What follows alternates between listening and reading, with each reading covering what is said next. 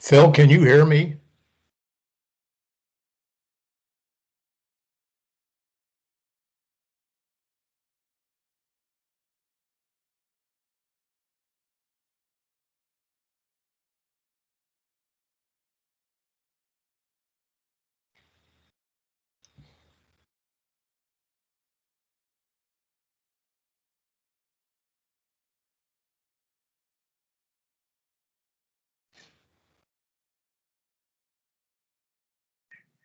It's a Microsoft Teams meeting. You would be able, if you don't have the link readily available to you, if you go to the commission's website at elc.ohio.gov and click on the date for today's meeting, which would be reflected, link to Teams meeting there.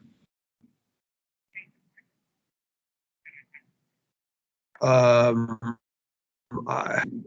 don't know specifically the answer to that. I'm not that well versed in all these things, but there isn't a, at least from my perspective, it's something that you access it. You may need to go through the internet, and then it would allow you to use the link up.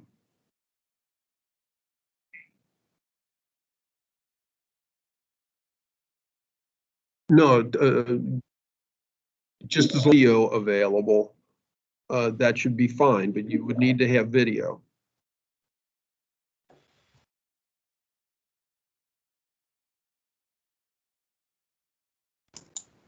The agenda is also listed. I don't know when you're generally speaking, if someone dials into the meeting, we try and in reasonable order, but when your specific matter would be called up, I don't know the answer. Bye. Hi, Mr. Bromer. How are you? I think I can now talk to you. All right, Phil. I was nodding my head initially because I was muted, and every time I went to try and unmute myself, it wouldn't me. And I was also in before, and it crapped, and so now I'm back in again. And I'm trying to admit everybody, and I still see that there's people that doesn't look like they're admitted, like Ms. Tavares. I'm not living right.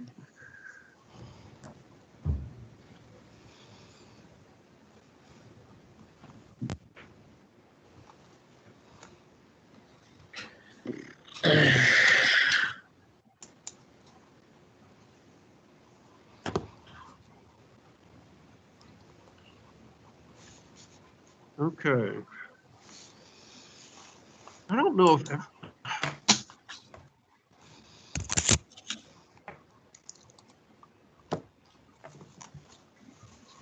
Mr. Kreitz, I see you called me. I presume it was just a matter of figuring out how to get into the meeting. Yeah, I had to go ahead and come in and go out 2 or 3 times to get in. I was in, and the next thing I know, I was out as well. And so I've had to come back in.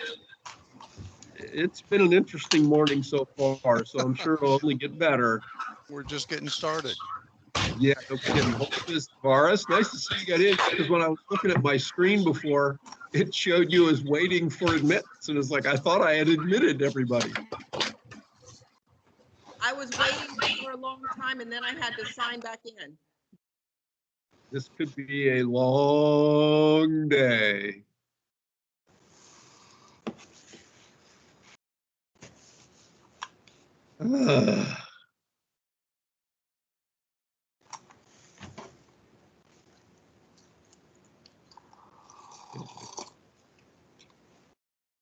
Somewhere. Seen Catherine yet. I haven't seen Scott. Phil, this is Catherine. I see you. Oh, okay. There you are. I'm looking at my guest. I'm sorry, go ahead. I was like Charlotta. I waited for a long time, logged out, logged in. That was me on the phone when you said, oh, okay, because by the time you picked up the phone, I'd been let in. I was waiting for a long time. It has been an interesting morning, to say the least. I think it's just par for the year. I think so. that's probably appropriate. No, I got on, or I was trying to get on and I couldn't link in, and finally the login page was on a totally different app than I ever use, and so I was missing it and trying to, anyway. It's been interesting, to say the least.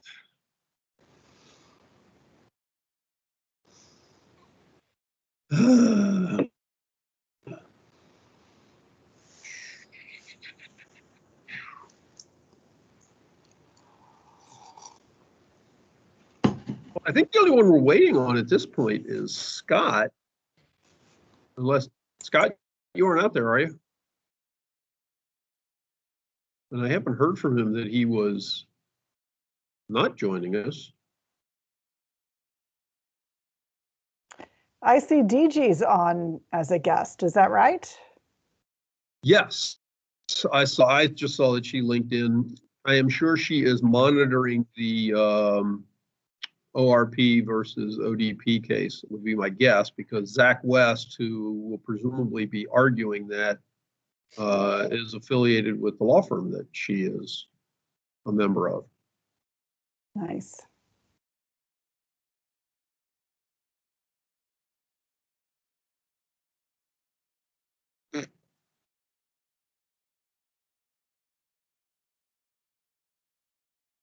And my computer is working about as slowly as is humanly possible. Let me get my...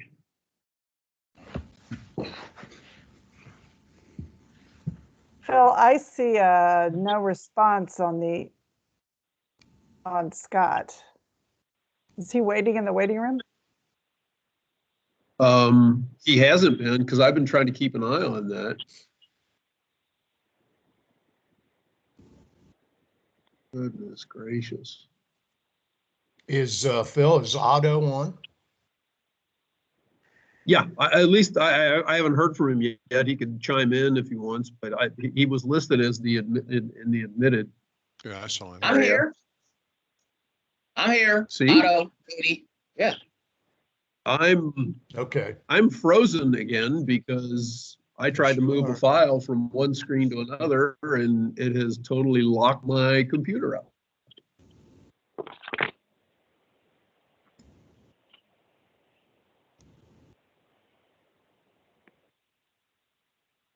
Okay. Do I get to try and work here now?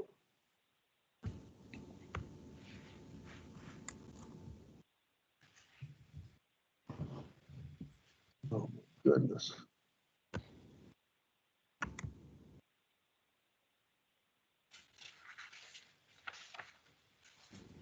Okay, I'm back.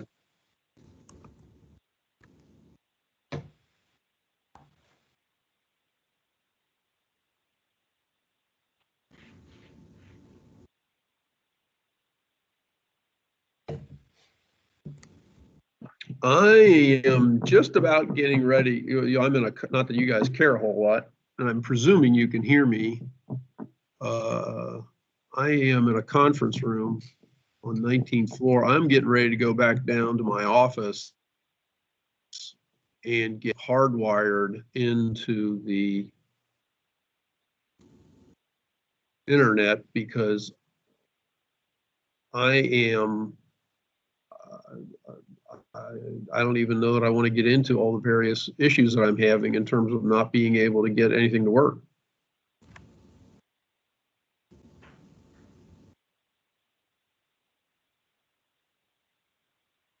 And I apologize for the delay, but I don't know what else to do.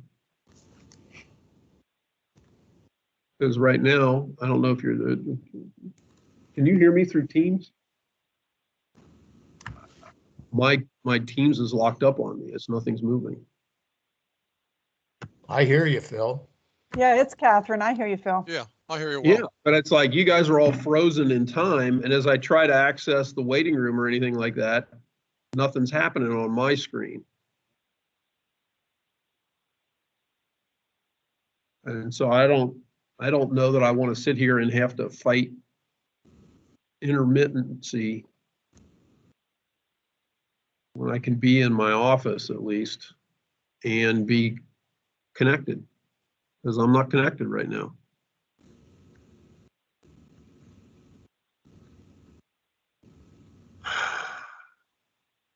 Trying to be patient, but I'm not always good at patience.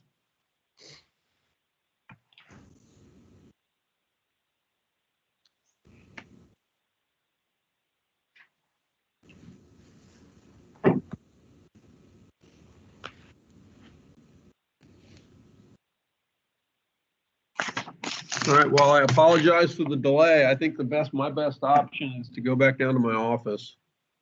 So I'm going to be logging off here. Although, right. right, this won't let me log off, so I'm just going to go away and I'll be back in a minute or two.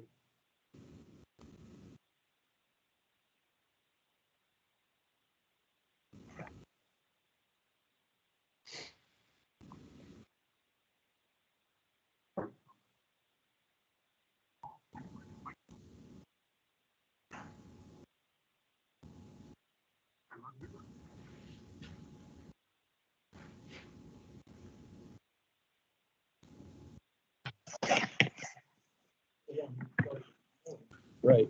Yeah, you got to keep going.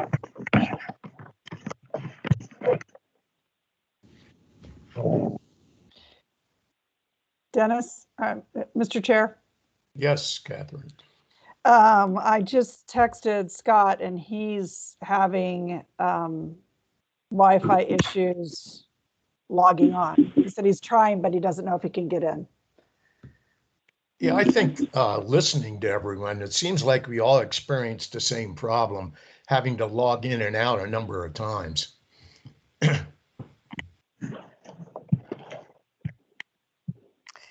It's a shame because the last couple meetings we had went seamlessly, I thought.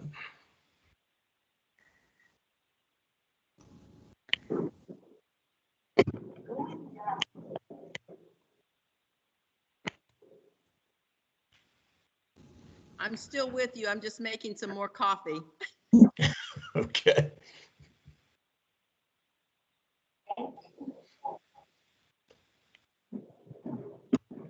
At the rate we're going, you better pack a lunch too.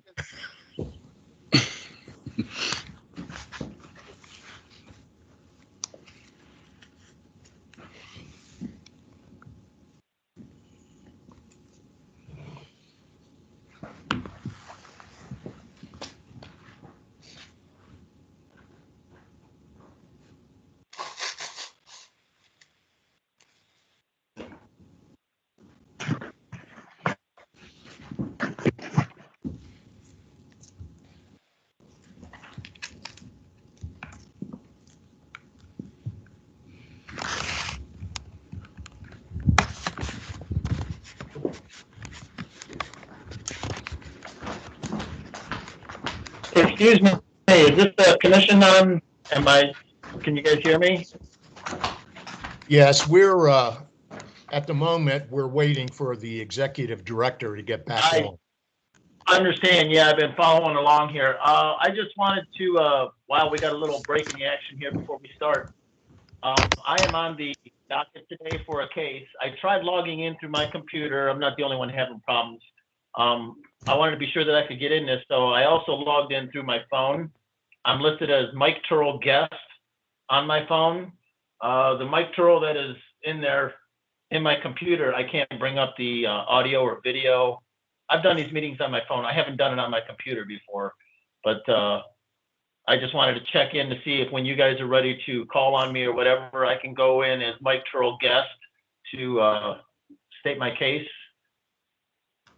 I would like to give you a definitive yes to that, but the way this is going so far, it's kind of hard to say. It's a whole crazy world we're living in here today, isn't it? Yeah, I mean, I see and hear you very well right now.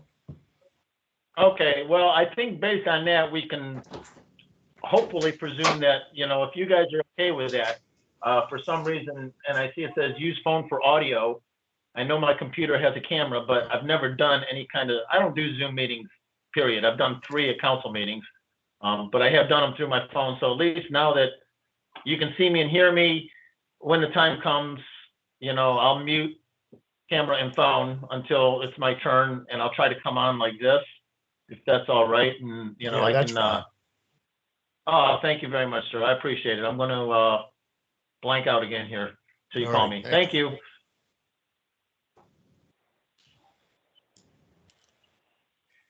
My name is Sean Strong. I think we're all having those issues, so I'm gonna hope that at the top of the meeting, when the executive director is ready to start, perhaps maybe that will be addressed and there'll be some allowances made, because I'm having the same issues as Mr. Turrell. I can't see any of you. I don't know if you can see me, but I am on the conference call line via my phone, so I can't speak up that way. All right.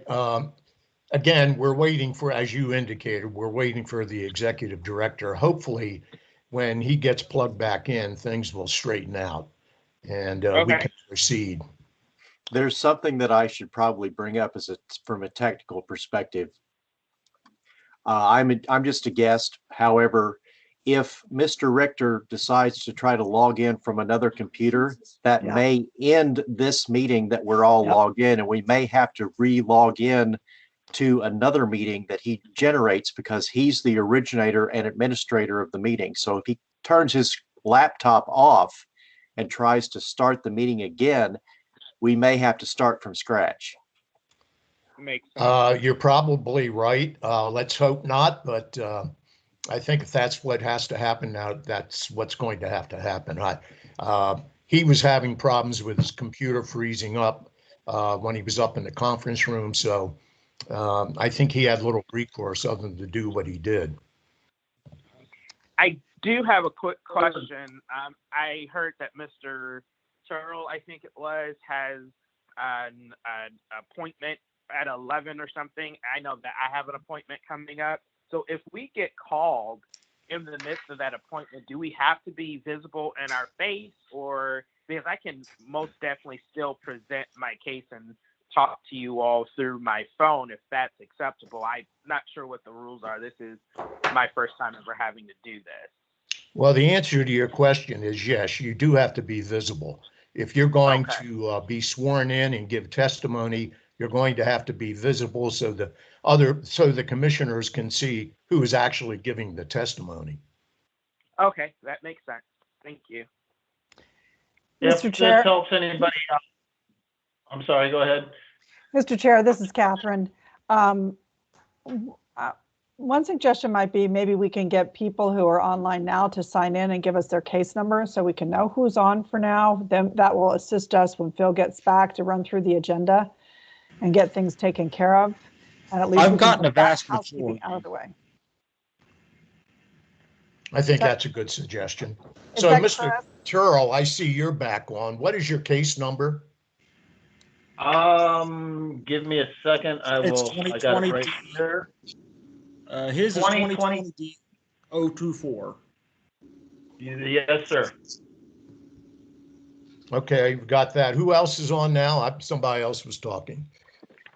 Sean Strong. 2020 R444. Case number right under. Sorry. I didn't hear that. There was crosstalk. Okay, my name is Sean L. Strong. I am also on. And my case number is 2020 R-444. He's in the $25 day reconsideration option. Mr. Prosecutor-elect, this is Brian Katz with the Secretary of State's office. Matt Telehatch gave me your number as somebody that might be willing to use our local online filing local campaign finance online filing application. And I was hoping to kind of talk you through it. If you would, please give me a call back. My desk phone is 614-728-6855. Thank you very much. This is Brian. I'm here on case numbers 2020 S-002, the Nina Vitale case, and 2020G-019, the Hicks versus Alan Freeman case. I'm sorry, who was that? This is Donald Don. Bry, Got it. B-R-E-Y. This is Dr. Richard Montgomery. Can everybody hear me? Hello. Yes, we hear you. Oh, okay, thank you. I'm at, my case number is 2020 R-401. Thank you. This is Zach West. I'm representing the respondents in case 2020G-022. All right, thank you. I'm F. Rachel Magdalene, and my case number is 2019R479. I'm Danielle Kilbane. My case number is 2020R-478. My name is Myron Jackson. My case number is 2020R484. My name is Ben Wallace, representing the respondents in case number 2020G-021. Hi, my name is Luis Cartagena. I'm with case number 2020R459.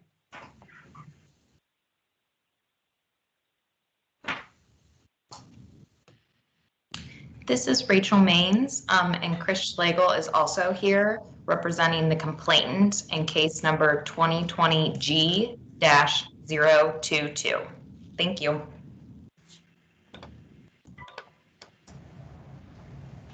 This is Brian Sedeth.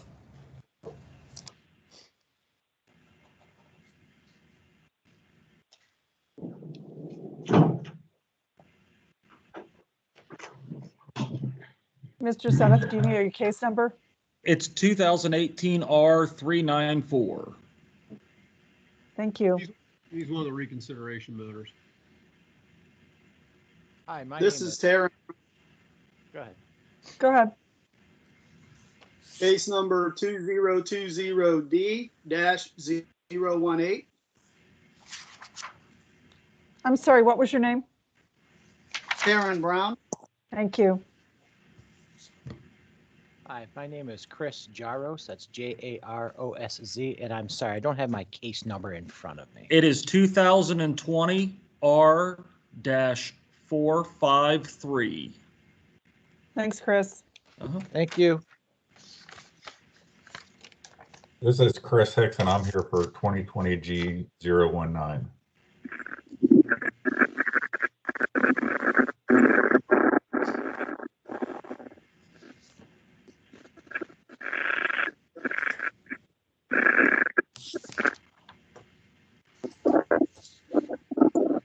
Hi, everyone. This is Keith Gaydosh. I'm sorry, I do not have my case number with me. Keith, your case number is 2020 R-480. Thank you.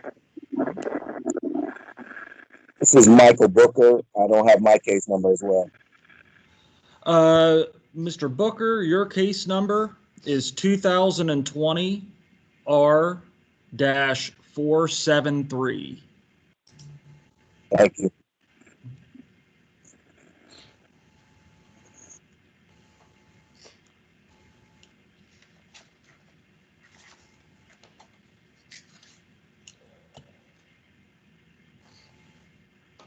Well, there's Phil. He's back on.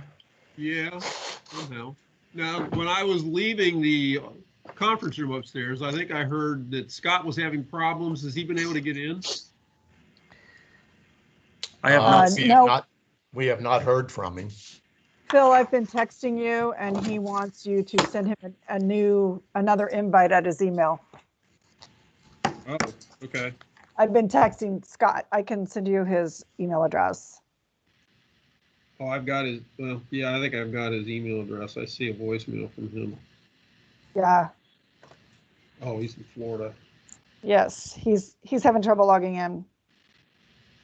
He wants you to send it at his S. Norman Law address.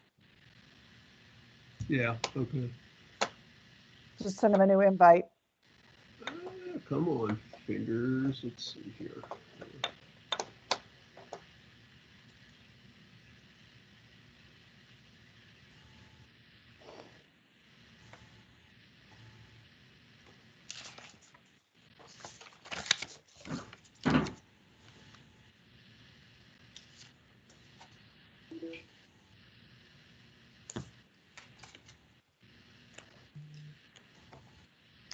Chris, can you identify agenda items for us now while Phil's doing that for the people we have here? Well, as far as, what do you mean? Where the case numbers are? Oh, just to go through who all has signed in and tell you kind of where at on the agenda they are. Yes, please. Okay. Bear with me just a moment. Okay, we'll start. Number 9 on the agenda. F. Rachel, is it Magdalene? She is under the good cause section.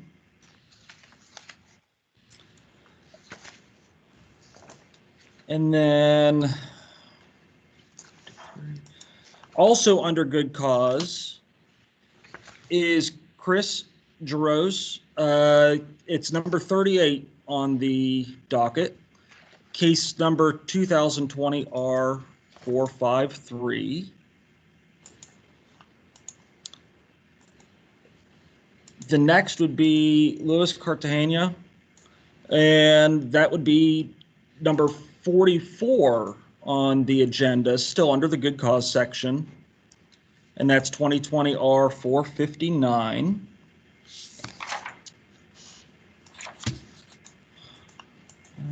Let's see what's next here. I'm just kind of trying to go down through the. Okay, so Richard Montgomery would be next. That's number 8 on the docket, and that's case number 2020 R401.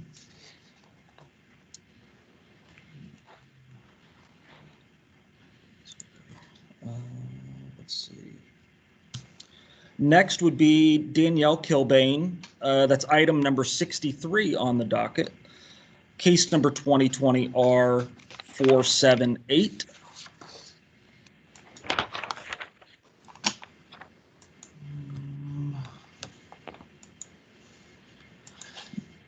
Next, under the $100 section, item number 56 on the docket is Eugene Bentley. Case number 2020 R471.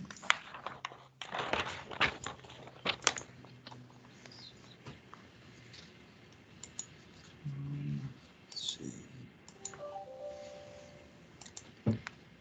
And next, under the $25 a day portion of the docket, number 29, Sean Strong. Case number 2020 R444.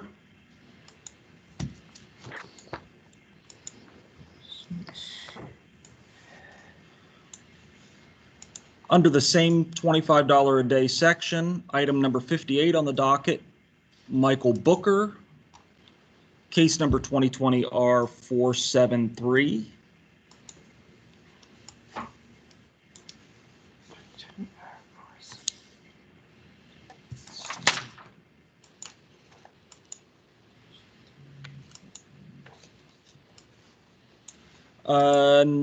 Under the $25 a day section as well, item number 65 on the docket is 2020 R480. That's Jennifer Manick.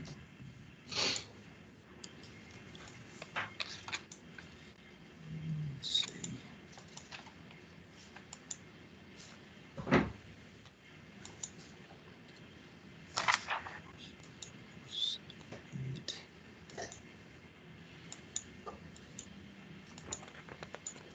Looking to see that I've gotten all of those.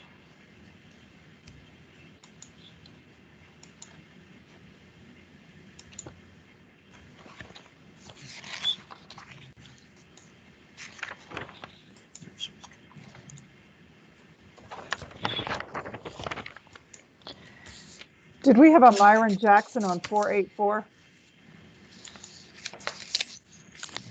Yes. We did, yes. Yes, that's a good cause, number 69. Oh, and I did look at it whenever. I apologize.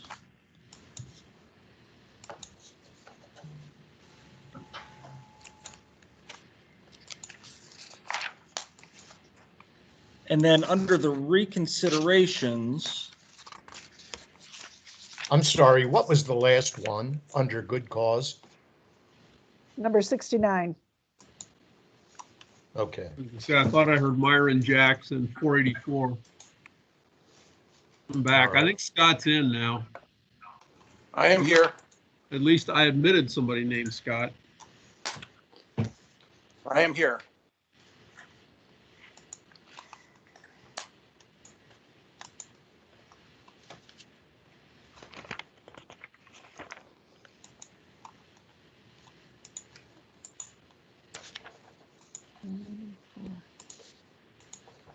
Okay, Chris, is that everyone who's signed in? there's also under the reconsiderations, the very last reconsideration on the docket is item number 71, Brian Sudeth, 2018 R394. The rest of the attendees that I've shown that have signed in were for the G and D cases at the beginning, and I did not list those. All right.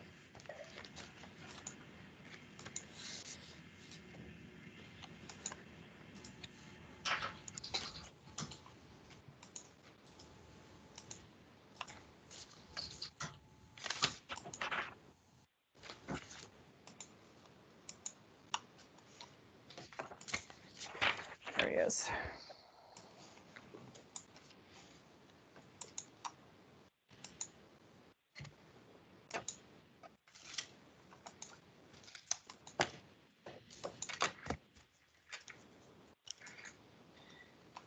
Phil, it appears all the commissioners are present. Are we ready to go? I believe we are. First off, I'll just write a general apology sorry for all these various glitches. Yeah, the one thing I heard before I left the conference room upstairs, because somehow I was still linked, Mr. Chairman, you were saying other ones had gone pretty well. Well, I guess it's catching up to us on this one, because this has been interesting, to say the least.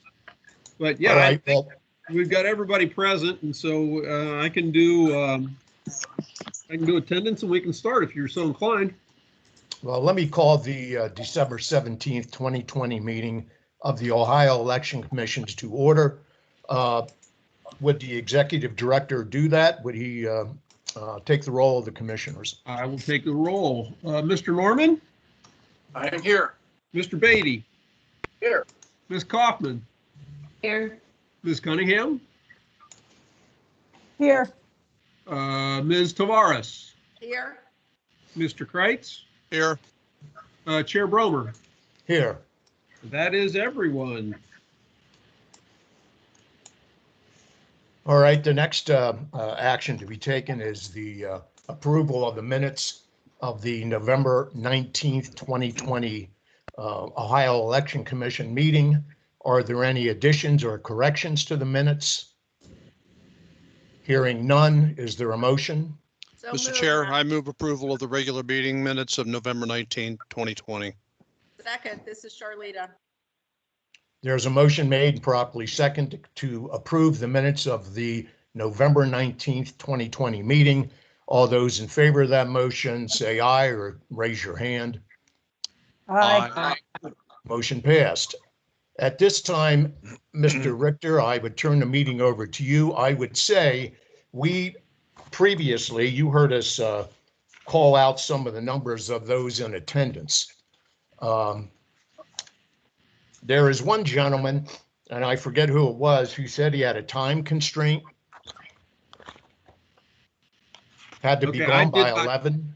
Okay, I did not hear that. So who would that be? I guess we can, yeah, I mean, you see the working agenda that I sent to you. Generally I'll follow that, but do you remember who that was, or Chris, could you say who that was? I did not catch, and I apologize. I was writing down other case numbers, and I did not catch who it was. This is Don Bry. This is Don Bry. I wasn't the gentleman who spoke, but one of my clients, Nino Vitale, is a member of the General Assembly and will not be able to join the session that takes place today until his case is completed. He'll stay as long as he needs to, obviously. Mr. Turo was one of the gentlemen who said he had a time constraint, and there was another as well. I'm sorry if I may speak. My name is Sean Strong. I was one of the gentlemen that said after Mr. Terrell that I had a time constraint. Thank you so much. All right, let's take up, if Mr. Strong said that, let's take up Mr. Strong's case first. He is in the $25 per day category, 2020 R-444, item number 29. The Board of Elections reflected that campaign finance report has not been filed at this point. Chris, I don't know if you had the ability to bring him into focus before us. I'm not sure what his contact information is, but at least as of yesterday, the report was not filed. If he is not prepared or has not filed the report, is not willing or prepared to make a statement, I guess we could continue that matter to a later date and give him an opportunity to file the report.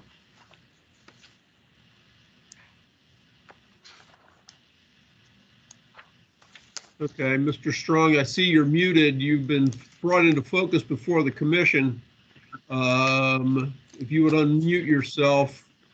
Okay, I am now unmuted. I don't know if my camera is actually working yet, but I have it on in front of me. It doesn't appear to be. Let's put it that way.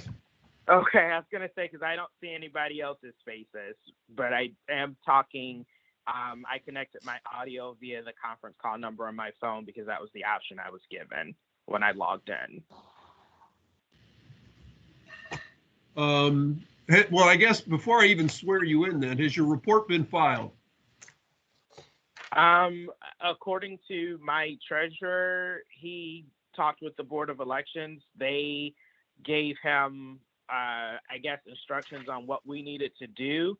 And I cannot say definitively that he filed that. All I know is the last time I talked to him, which was 2 days ago before this meeting, he said he finally got a hold of our local Board of Elections to figure out what it was we needed to do. I do apologize for any confusion. This was my first time as a candidate and his first time as a treasurer, and we didn't have a whole lot of guidance on how to exactly report dollars. So I think the biggest confusion was, I guess, the language we used or how we classified the donations we received from bigger fundraisers.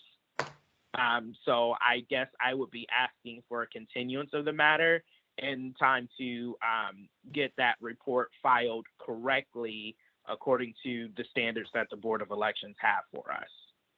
And that was what I guess at this point then, because you know what? I'm so sorry, sir. I just got a text message from my treasurer that said he's actually on the call. So he actually has a little more information. If we could call him, Mr. Justin Pearson is his name. I don't know if that's allowed. Is he in the meeting somewhere? He said he is. He just sent me a text message that said he's in the meeting. Mr. Pearson, maybe he could unmute himself. Unmute yourself and say something. Okay. I'm here. Sorry, guys. First off, before you say anything else, because in order to resolve the matter, we need a statement. Has the report been filed? Yeah, all 3 reports were filed. So the pre-primary. Hold on. As of when? I can get the dates.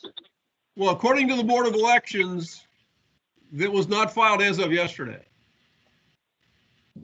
All of the reports were filed. They did ask for some corrections But those corrections hadn't all been processed, but the original reports were all filed timely. So, and that would be, those 3 reports would be the pre-primary, post-primary, and the post-general, I believe. You guys have to pardon me, some water got into the bag that I had the stuff in, and I've got some mold on the paperwork. That's part of the holdup. Don't, hold on. I'm looking at an email that we got from the Lucas County Board of Elections yesterday that says, you know, reports not received as it relates to Sean Strong. Okay. That's from yesterday. Right. I can dig out the receipts. I know I have at least one of them. Like I said, I got a little bit of mold damage, so please bear with me with that. Give me a second. So, Mr. Richter, this is Commissioner Cunningham. We should either have witnesses sworn or continue the case at this point, or both. Agree. I thought this was, you know, this can be sworn in. Mr. Pearson, hold on. Oh, I'm sorry. Phil, I guess a question. If you're saying you do not have these documents and he is saying he has them, isn't it prudent to continue this case, let him send the documents to you, and we can resolve this at a later date? That would be my inclination, yes. I'm sorry, I have a question. My name is Sean Strong. I'm the candidate. I wonder if the matter of confusion, because this was initially my confusion as well, we did submit our reports on time. They asked for amendments because they didn't like, well, I guess the way that we classified some of our donations from our larger fundraisers was not actually correct according to the language we may have used or the way we may have reported it. So they asked for amendments, I think, and we did send in those amendments, but I don't know if they thought if those amendments were not completely satisfactory. So this is where we are. And I think the issue is that the second round of amendments that they wanted from us, maybe those are what they have not received, or they're saying that they've not received, but our initial reports were filed on time. Right. This is as it relates to the addendum. And so if that hasn't been filed, and according to them, as of yesterday, it was not filed to their satisfaction, I think we should just continue this case. I'm in agreement with that. So what would we need for the next time? That I would encourage you to, the board referred you for failing to file an addendum. So they would have laid out what they found missing or incomplete in the addendum. I would have you be in touch with the board, file whatever it is that they want, satisfy the board. Then you can come back to the commission and take care of this matter pending before the commission. But at least as of yesterday, at about 11:30, when they sent that email back to me, the board was not satisfied and had not received the reports from your campaign committee. So when we come back, we just have to verify that we submitted the requested addendum to their We rely on the board to say whether a report is complete or not. And at this point, Lucas County is saying that what your reports are not complete, an addendum needs to be filed. Okay, so Mr. Chairman, I would recommend this matter be continued. Mr. Chairman, this is Commissioner Kreitz. I would suggest that we go ahead and continue to a date certain. Well, let me ask Mr. Strong, our next meeting is scheduled for January the 14th. Will you be able to provide the appropriate documentation by January the 14th? When you say the appropriate documentation, are you speaking of the addendums that we filed with the board? Correct. Yes, sir. I do think, provided that we get through the holidays, January 14th, we should be able to turn in our addendums at that time. I guess my major question, and I don't know if this is for this panel or for our board, is how will we know in time if they've accepted our addendums as satisfactory, or if they're going to ask us for something additional? That's a question that we can't answer. That's up to the board. You would submit your reports. They would give you a receipt for the submission. That's why I would encourage you to be in contact with the board and to walk through the process with them. They will be able to reassure you as to what it was that they wanted and if it has been completed or not. Okay. Well, we can certainly work on that. The only issue that we've had on this end with our local board of elections is because of the pandemic, they're not accepting any walk-ins or any personal meetings. You have to call, and that number has been dangerously busy. Like it's very hard to get through. We were just able to get an email back from them. I want to say not too long ago, a couple days ago, they finally responded to an email inquiry. So we have been trying to be diligent with this. Again, this is our very first time doing this. So I guess then the follow-up question I have is, if on January 14th, we've tried everything on our end to submit and get a receipt that we've submitted, but we haven't, what happens next? Come back to us and reflect that you did everything you could to try and work with the board and you need additional time. You know, we're generally not hurrying these matters along because we want to make sure the reports are filed. That's the most critical element. Mr. Chair, this is Commissioner Cunningham. When's our meeting, the next meeting after the January meeting? January 28th. I'm sorry, 28th? Yeah. 28th. I'm going to move that we continue the case to January 28th. Second. There's a motion made and properly seconded to move case 2020-R-444 to the January 28th, 2021 meeting. All those in favor of that motion, raise your hand or say aye. Aye. The ayes have it.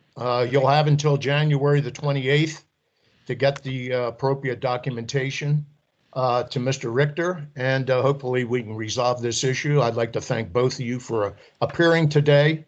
I think what you had to say was enlightening for us, but we still need to see a little bit more documentation. Absolutely. I have one final question, please. Thank you all for your time and for continuing this matter for us. Will someone, I don't know if it's the board's secretary or another member, will you email us again the link for January 28th? Yes. Okay, perfect. All right. Thank you all so much. All right, thank you. Okay. Now I'd recommend we go and in looking at the working agenda that I sent to everybody, case number 2020D-024, the first preliminary review, Fury v. Turrell. Complainant asserts that the respondent did not include a proper disclaimer on certain large campaign signs. We did receive a response from Mr. Turrell. I believe that he is also here, a part of the meeting, where he denied any involvement, indicated he's never had any involvement with those. Yes, that he did provide a message that said signs were available, but that was the extent of his involvement. He had nothing to do otherwise with the preparation of those signs. We could certainly hear from Mr. Turrell and I don't know if Mr. Fury is a part of this or not. I haven't seen his name. Chris, are you aware if he signed in or not? I have not seen his name, no. Okay. Mr. Turrell, if you wanted to make additional statements, we would appreciate it if you would have your video on along with the audio. Oh, I'm sorry. I thought I did have it on. Let me. I see him. There you go. Okay. You're now in. Do you swear to tell the truth, the whole truth, and nothing but the truth, so help you God? I do. Okay. If there's anything else you would like to say to the commission, please do so. The commission members may have questions. I did this just last year with the same individual with the same exact charge. I'm guessing that everybody on the commission there has the same packet that I sent you with the letter and everything. Yeah, this is nothing more really than a personal vendetta with Mr. Fury. I ran against him last year. I had a private donor that wanted to contribute to 4 candidates, so she bought banners at Staples because they were running some kind of special, and she didn't put her name on because it was a privately funded yard banner. And Mr. Fury did not go after any of the other candidates last year. He came specifically after me. That's last year. This just kind of lends to his pattern of behavior. This year, while I was a vocal advocate for yes on issue 24, I was in no way any part of any committee. There was no committee. There was a petition committee registered with the Summit County Board of Elections, of which I was not on.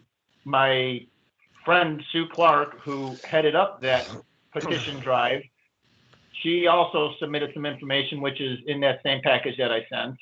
And she testifies and she has evidence showing that my name is not on anything registered at the Summit County Board of Elections. This current claim here by Mr. Fury that it is to Michael Turrell and the Vote Yes on issue 24 committee.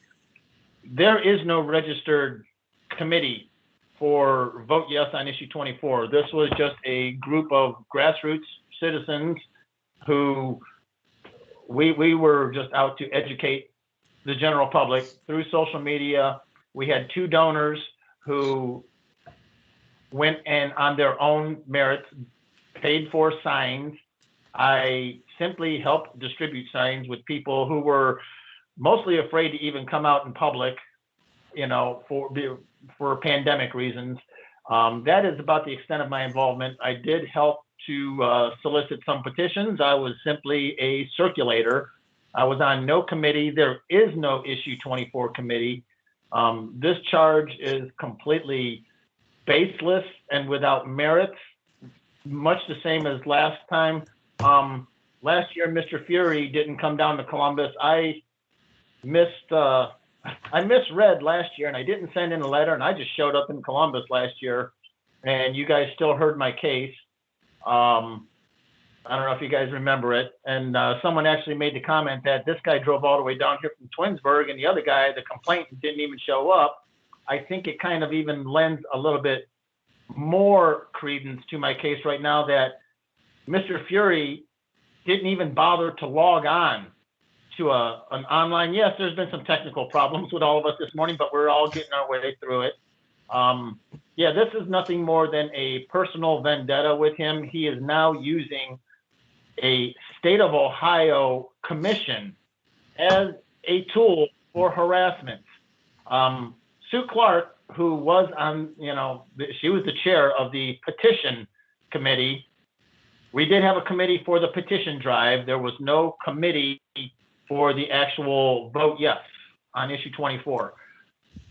There was no issue 24 yet at that point, but Mr. Fury verbally harassed in an attempt to embarrass and demean Mrs. Clark in a council meeting. And Mrs. Clark currently has a complaint with City Council pending that City Council hasn't even taken action on. Mr. Fury, I neglected to mention this, is a council at-large member in the city of Twinsburg, and I ran against him last year. And this is where all of this angst, venom, for lack of better words, he has harassed a fellow council member in a meeting. This is all on video.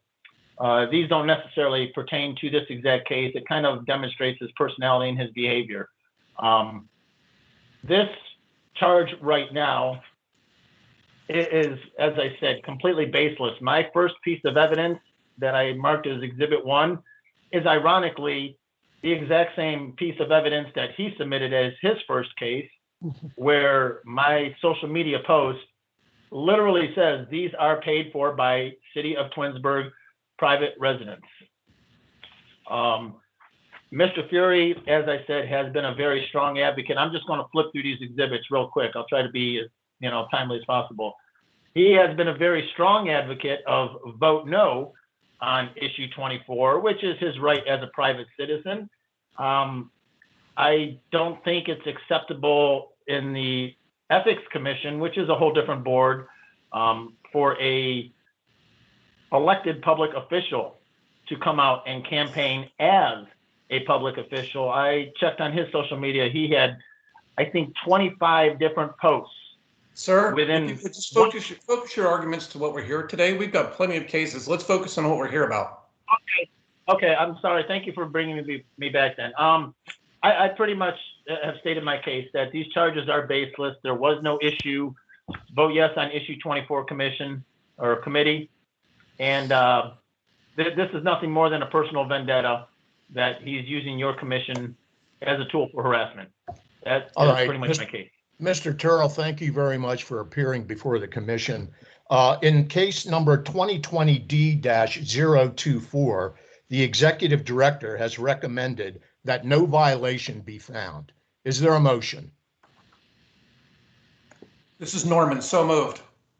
This is Charlita, second. There's a motion made and properly second that in case 2020D-024, no violation be found. All those in favor of that motion, raise your hand or say aye. Aye. Motion passed. Thank you very much again for appearing. Thank you very much, folks. Stay healthy. All right. Thank you. Thank you. The next case I would call, based on following through on the agenda, is item number 2, case number 2020-DS018, Brown versus Brown. The complainant asserts the respondent did not include a disclaimer on a campaign mailer. We did get a response. All those materials have been circulated to you, commission members. The respondent states that 2 mailers were circulated. First contained the proper disclaimer. He then ordered a second printing to again mail materials. After he reviewed the second mailer and had it sent out, but missed the fact that it did not include a disclaimer on that second mailer. The candidate also states that this was unintentional and inadvertent omission. The respondent, Mr. Brown, is here. Mr. Brown, you're currently muted. You also don't have video up. If you would like to make an additional statement to the commission, I can swear you in. We would ask that you have video if it's available to you, please. If you want to make an additional statement. I do have video and audio on at this time, sir. There you go. Now you're there. Yes. Mr. Brown, if you would be sworn, do you swear to tell the truth, the whole truth, and nothing but the truth, so help you God? I do, sir. Thank If you. you would, sir, can you adjust your camera, because we're only seeing from your mouth down. There you are. Mouth down. Is that better? All right. That's Sorry okay. about that. That's okay. Yeah. I would just like to say that I didn't notice the disclaimer was not on that flyer when it went out, as I didn't personally handle it. I had just asked them to add additional statement to the second flyer, and we was going to use pretty much, if you look at the 2 flyers, they are almost identical. We're supposed to use pretty much the same format on the second one they did with this first one, but they had, for some reason, did not put the disclaimer on there. And that's, I mean, I did not intend anything with that, because I did not ask for that not to be on there.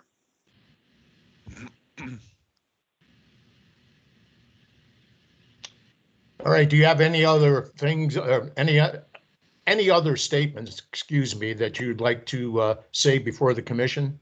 No, I do not. I just, like I said, I did not see that that was not on there. It was an oversight, and so I apologize for that.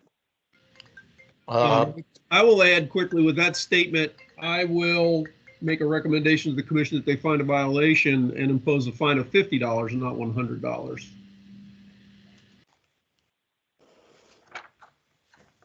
All right. In case number 2020D-018, the executive director is now recommending that a violation be found and that a $50 fine be imposed. Is there a motion? This is Commissioner Kreitz. I move that we follow the executive director's recommendation. Is there a second? Second, Kaufman. There's a motion made and second to concur with the executive director's recommendation. All those in favor of that motion, raise your hand or say aye. Aye. Motion passed. Thank you. Thank you. Thank you. Thank you. Thank you for appearing. Next Yes, sir. case, item number 4, case number 2020-D-020. Again, this is a disclaimer complaint. This is a disclaimer complaint. We got a response. The respondent essentially states that he checked each of the signs in this complaint and did have at least one disclaimer on it.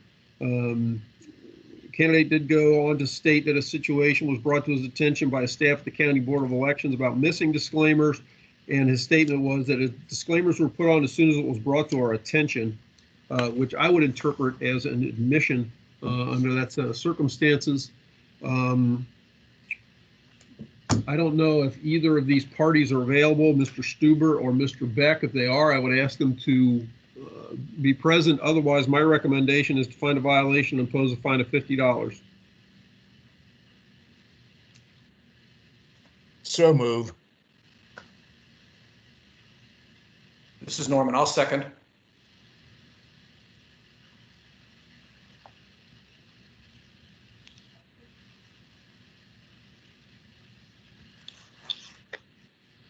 Okay, with a motion.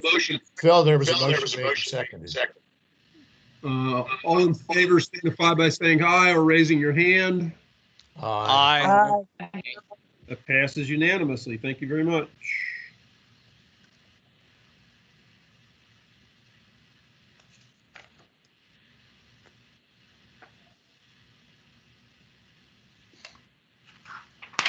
Next case on the agenda as we continue is item number 1, Hill v. Payton, concerning a raffle and some other goods that were raffled. The allegation are that it wasn't properly reflected on the campaign finance report.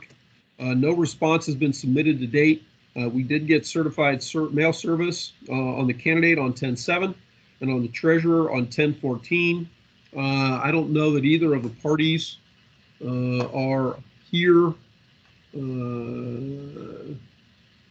at this point. Is either party available for case number 2020G-017? As we have service, my recommendation is to find a violation and impose a fine of $500. I'll be glad to answer any other questions that the commission may have. Phil, if you would just put those 2 names on the record so that they may not know the case number. I gotta find my file. I think it's Hill versus Payton. Yeah, I wanted to put the full name there. All right.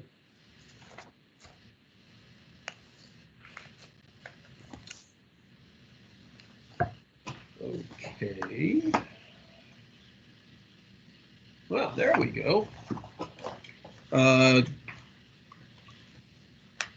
Case was filed by a Robert Rocky F. Hill of 125 Myrna Drive, Cambridge, against Jeffrey D. Payton, 64-284 Morrison Road, Cambridge, and the committee to re-elect Jeffrey D. Payton for sheriff, P.O. Box 1, Old Washington, Ohio. Lori Payton, treasurer.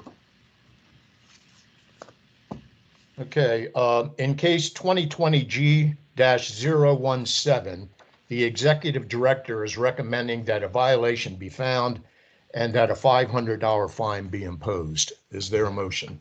I move that we follow the executive director's recommendation. This is Commissioner Norman. Second, Commissioner Tavares. There's a motion made and properly second to concur with the recommendation of the executive director. All those in favor of that motion, raise your hand or say aye. Aye. Aye. Opposed? Ayes have it.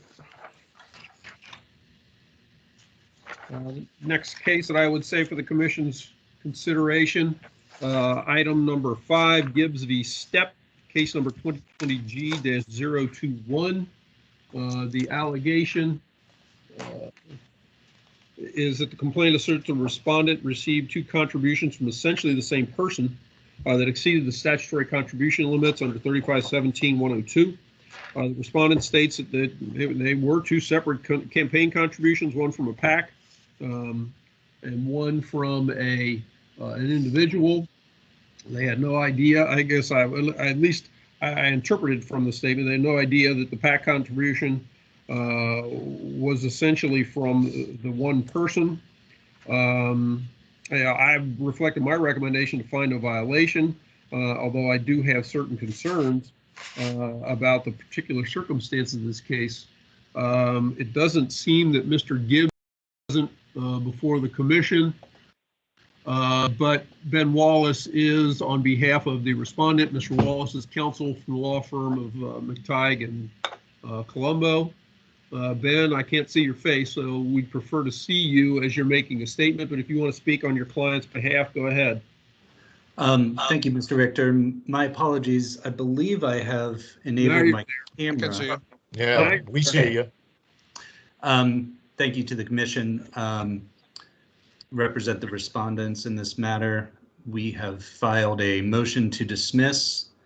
I don't have anything to add beyond that, but I'm happy to entertain any questions from the commission.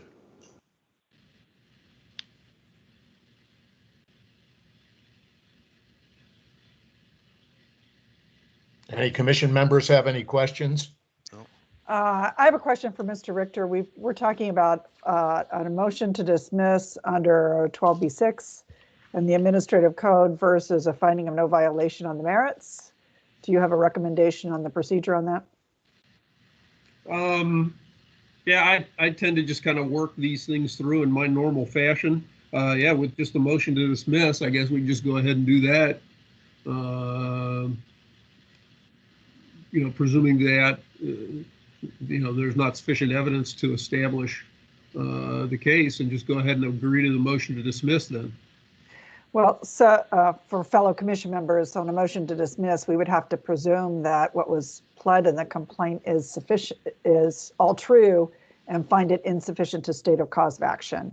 If we find that is not the case, then we would rule on the merits with the recommendation of the executive director to find a no violation.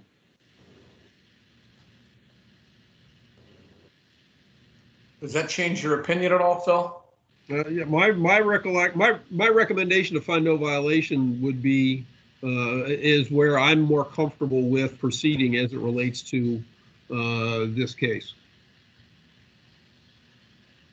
I have a little bit of difficulty with granting a motion to dismiss, only because you have to assume all of the allegations in the complaint. Ben, does that change your opinion? No, and thank you. The only reason I ask is, go ahead. I'm sorry. The motion is a motion to dismiss, or in the alternative to find no violation. So we're certainly comfortable with the executive director's recommendation to find no violation.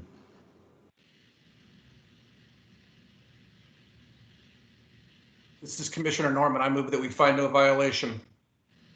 Commissioner Cunningham, second. There's a motion made and properly second to concur with the executive director's recommendation and find no violation in case 2020G-021. All those in favor of that motion, raise your hand or say aye. Aye. All those opposed, the ayes have it. Thank you. Thank you. Next case, item number 6, the Ohio Republican Party versus the Ohio Democratic Party, case number 2020G-022. Complaint asserts that the respondent improperly used funds from its state candidate fund for the benefit of candidates for the Supreme Court of Ohio. We have received motions to dismiss from both parties. And so my recommendation is that we dismiss based on one of the motions to dismiss, but something tells me that particularly Mr. West, on behalf of the respondent, is going to want to be heard on this case. And so I guess because we've got the motion to dismiss from the complainant first, my inclination would be to say, let's hear from the complainant first, and the commission can assess what's said there, and then we can hear from Mr. West, and then if we need to go further from there, let's proceed. So, Zach, I see your handsome face before me right at the moment, but I guess I'm more inclined to hear from Ms. Maines. I don't think you're muted anymore. I don't necessarily see a face, and the commission prefers to see a face. I'm here as well. I apologize. I think I'll pop up once I'm speaking. There Can you you go. Yep. see me now? Fantastic. Okay, so I will go ahead. Good morning, everyone. Thank you for taking the time today. My name is Rachel Maines. I don't think I've been able to personally meet most of you, but I'm here to represent the complainant.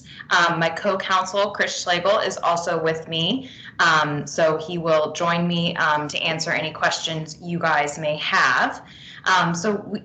We appreciate your time today. Yesterday, we filed on behalf of the complainant a motion to voluntary dismiss. And that is in accordance with the rules of the Ohio Elections Commission and the Ohio Rules of Civil Procedure. So as a practical matter, a motion for voluntary dismissal has occurred at the Ohio Elections Commission and occurred in other judicial settings, so we find it appropriate. After a review of the post general reports that were not due until Friday, December 11th, we had some discussions and the complainant made the decision that it was in the best interest of time and efficiency for the complainant, for the respondent, and for the commission that we should file a motion to voluntary dismiss. So we are not stipulating that any allegations in the complaint are false or of anything in that nature, but we just ask that you voluntarily dismiss the complaint that was filed by the complainant. And if you have any questions, we are happy to answer them.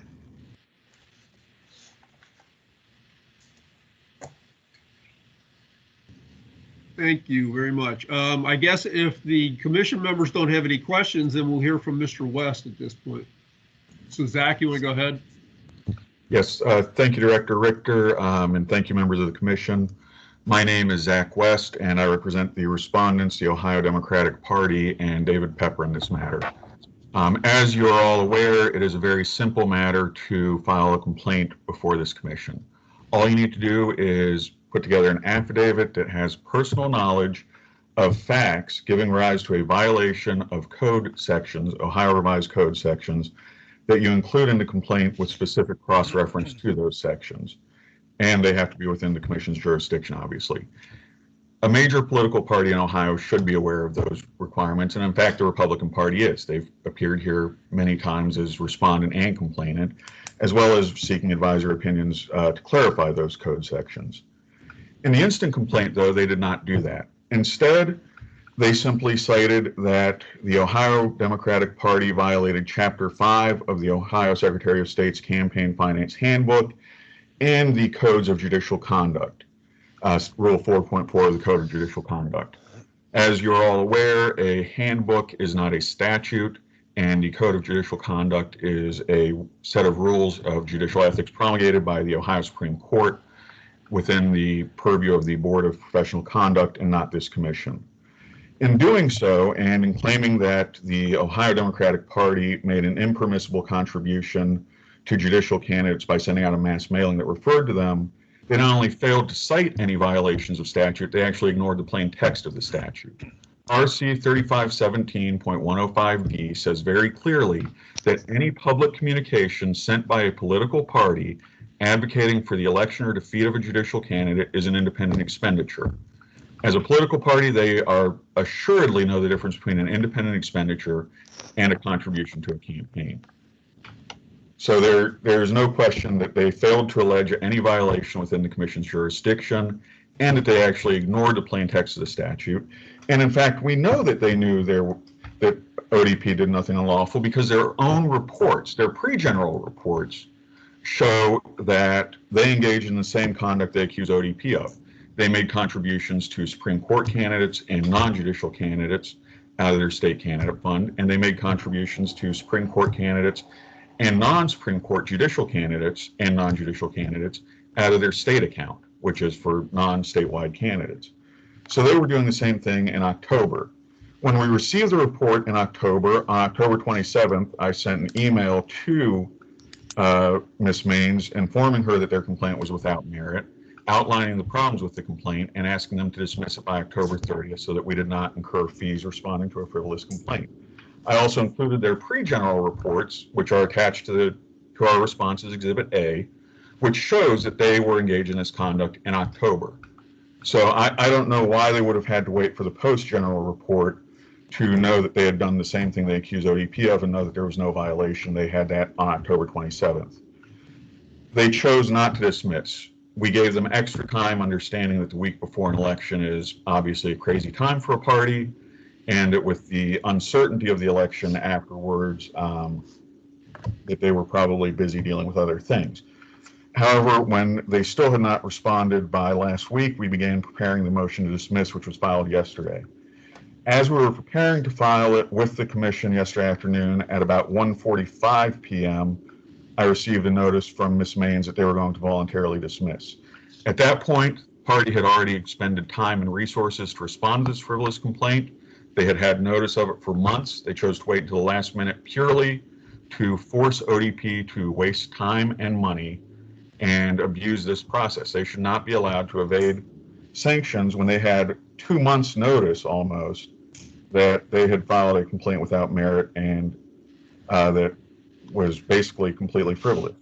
You know, one of the things I've always admired about this commission is that although it recognizes it is part of a political process and is used for political purposes, it has always made a great effort not to permit abuses. You know, during the false statement days, Director Richter made great effort to, if there was a false statement case filed, even days before the election, to get a hearing in so that there were not claims of investigations hanging over their head after the election. It gave people a chance to show whether the allegations were true or not, and if they were not, to give them an opportunity to be cleared before the election. The commission should apply the same rule here. Where there is an abuse, it should not permit people to run out the clock and dismiss at the last minute purely to force their opponents to waste money and time responding. And with that, I would welcome any questions you may have.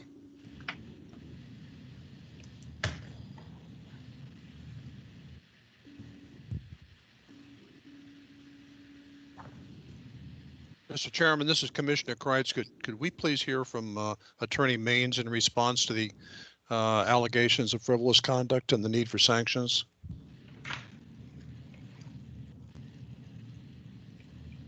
Rachel, go ahead. Thank you, Mr. Richter. So in response to the respondent's comments, I would first like to point out the respondent failed to accurately give the correct exhibit information. So the pre-general reports that is attached to the motion to dismiss is actually incorrect.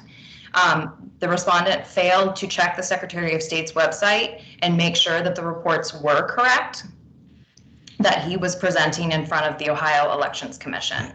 The respondent failed to do that. So that would be my first point.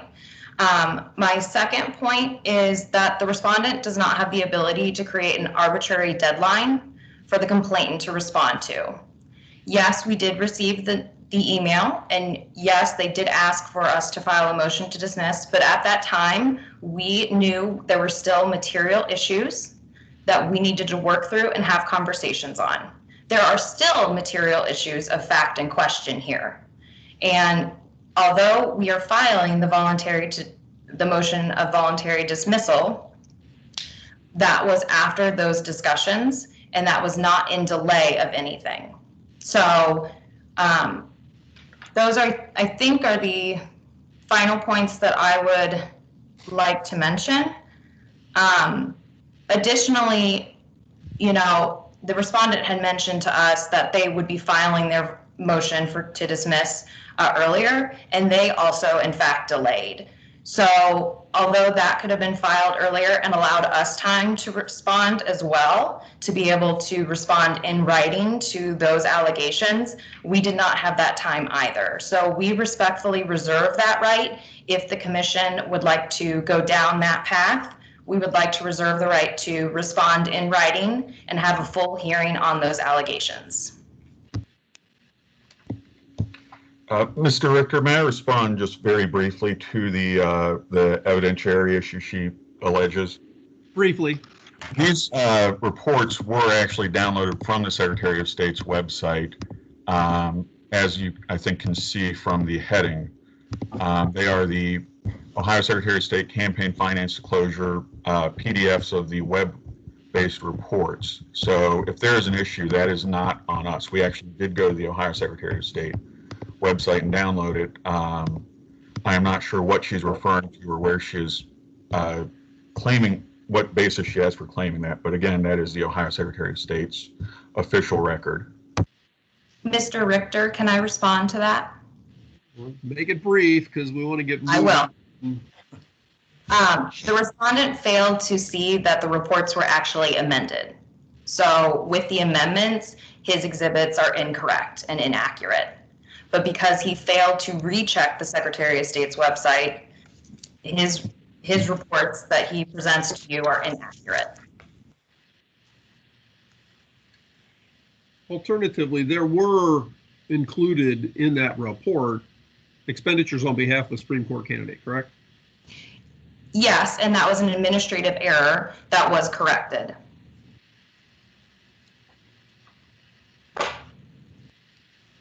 Okay. Commission members? This is Commissioner Norman. Does the complainant have the availability of Civil Rule 41A to just dismiss as voluntarily without having to file a motion to dismiss? The way the commission has generally moved on these things, and I'm going to call up I think it's in 3517-157 under the commission's rules, or under the commission's statutory procedures. You can dismiss a complaint, or you can ask that the matter be withdrawn. And if a matter is withdrawn prior to the commission taking it under consideration, it's gone, done, and over with. And we've dealt with those all the time where something is withdrawn, the commission doesn't have the ability to act on it effectively.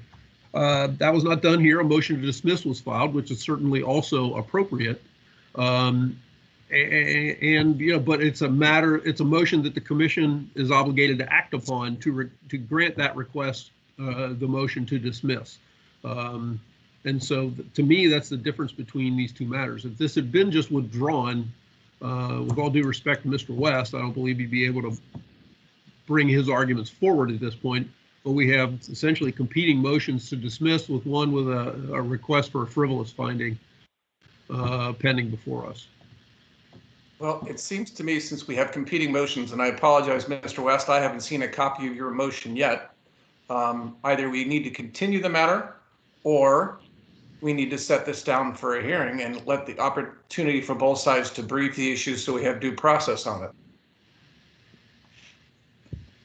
I would agree with that. I think it's important that we hear from both sides and that the complainant has an opportunity to respond to the allegations of frivolous conduct in writing. This is Commissioner Cunningham. I'd also like to see from Mr. West the authority that, any legal authority that a complainant can't dismiss before the matter is brought up on the merits. I mean, the timing matters. I understand his argument. I just don't understand. I don't know the law to support it. I would direct the commissioner to 3517.157, which does permit a withdrawal beforehand. And I think that Director Richter is absolutely correct that had they simply filed a notice of withdrawal, there would be no opportunity to contest it. However, when they file a motion to dismiss, that is a different matter that the commission must move, second, and vote on to adopt. So I think that would be the basis for the difference between the two. No, I understand the procedural difference. What I want to understand is Ohio law on the merits of the timing of a motion to dismiss and why the timing would matter in this case. I am not aware of any cases coming out of this commission with where they're competing motions off the top of my head. Again, though, I think that it would be equity, if nothing else, that where they had 2 months notice that this complaint was without merit, they failed to amend, they failed to take any action to correct those defects. And those defects cannot be cured by simply amending a report. The underlying defects, the lack of jurisdiction, the fact that they are alleging violations of a handbook and a code of judicial conduct rule, are defects that go to the heart of his complaint and are more than just evidentiary issues like she alleges.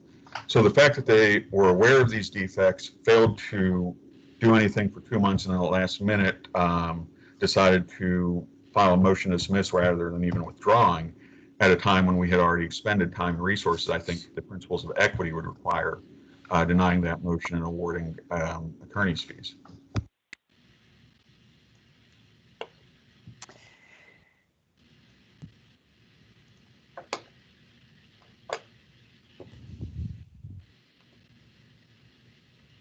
Well, as a litigator, it seems to me that we're going to be spending a lot of money to continue this matter and go forward and do the briefing, but I'm not your clients, but I'm inclined to say that I don't think we're in a position to act on either motion to dismiss. I think we need further information so that we can all truly make a decision and give both sides due process.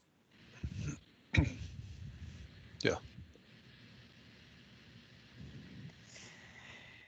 I agree with Mr. Norman and would suggest that we set the matter for full hearing, ask both parties, give both parties the opportunity to respond, and should the parties decide to jointly file a motion or an agreed entry dismissing the case based on how they decide to go forward, I think the commission would favorably consider that.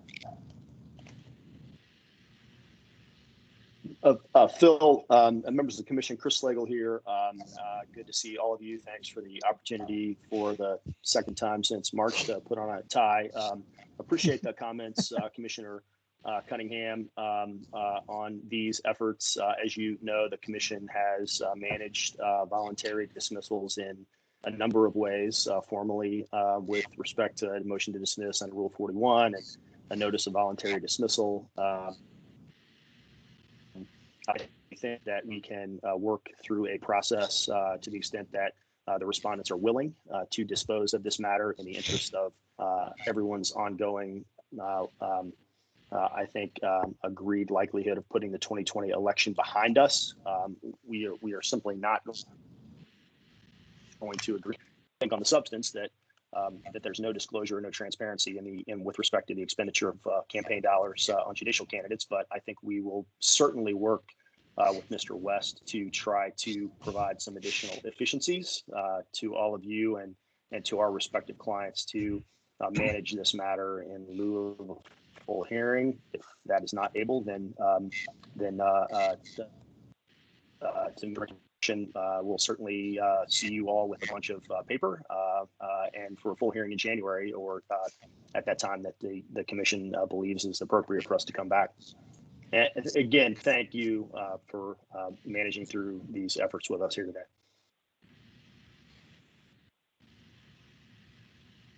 I would move we set it for a hearing. Commissioner Norman. Second, Kreitz. We have a motion and a second pending before the commission. All in favor signify by saying aye or raising your hand. Aye. Aye. Motion passes 7-0. The matter will be set for hearing.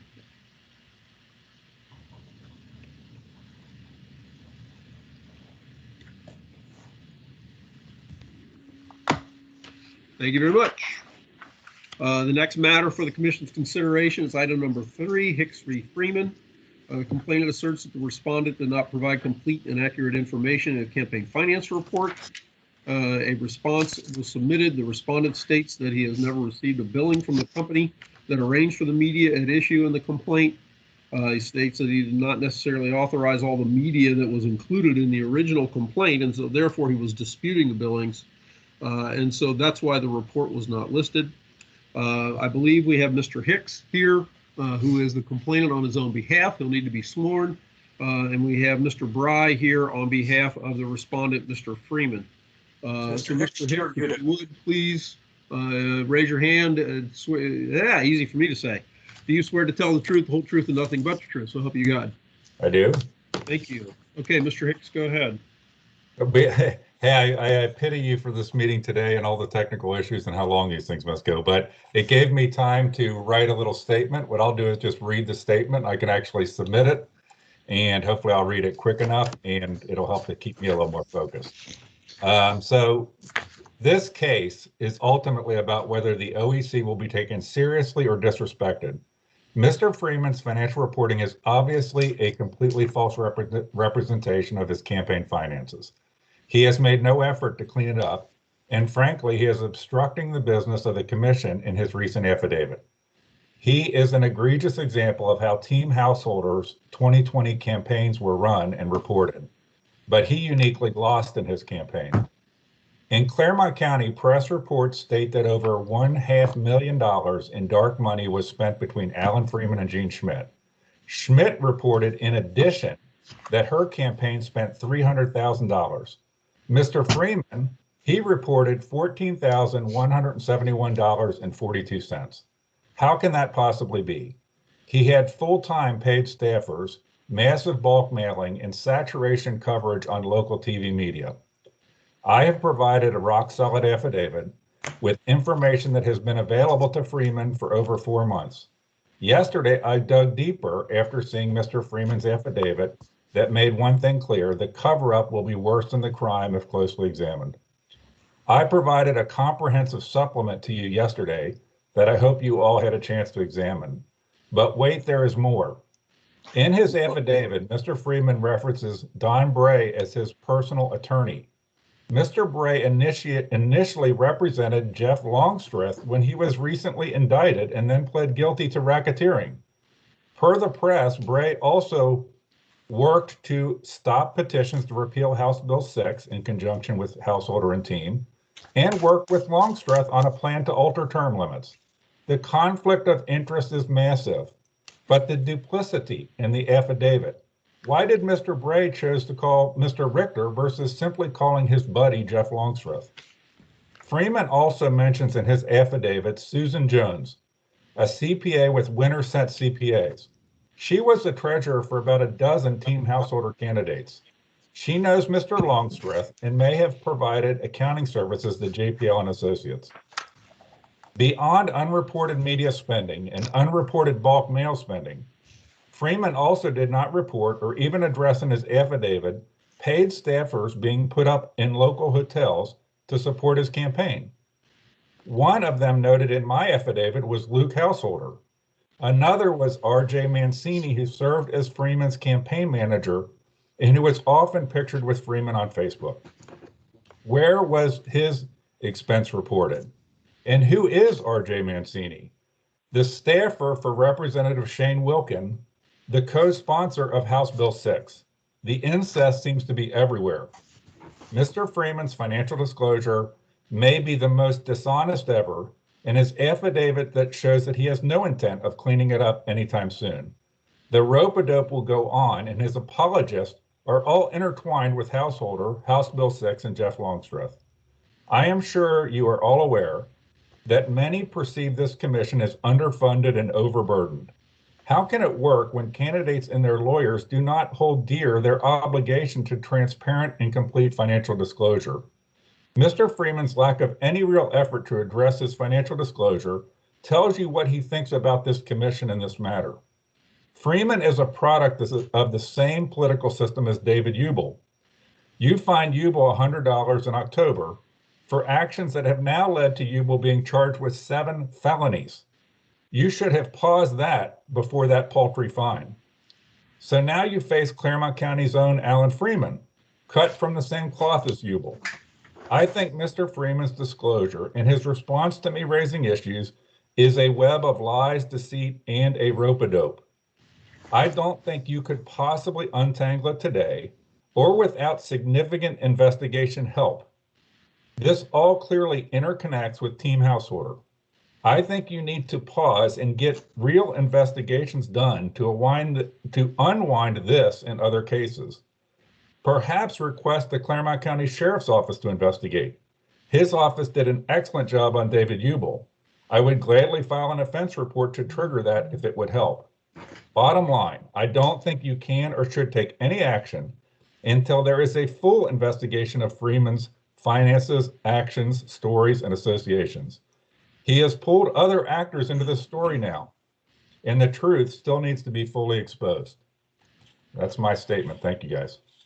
Mr. Hicks, have you done asked the sheriff's office or anybody to do an investigation? I would be glad to, but I have not. Somebody would have you could make a referral to them, or I think somebody would have to file an offense report. I don't know the exact process. So you understand that our role is not investigative here, correct? I understand that you have a duty relating to the fines and so forth that you issue, but also for referrals when criminal activity is taking place or has taken place. So I think this matter, honestly, I think this is the tip of the iceberg, and Alan Freeman is a unique case because he lost in the primary involving Team Householder and the financing of these campaigns. And I don't envy your guys' positions for the things that have been referred to you. This is one. There's a lot more stuff that's been referred to you.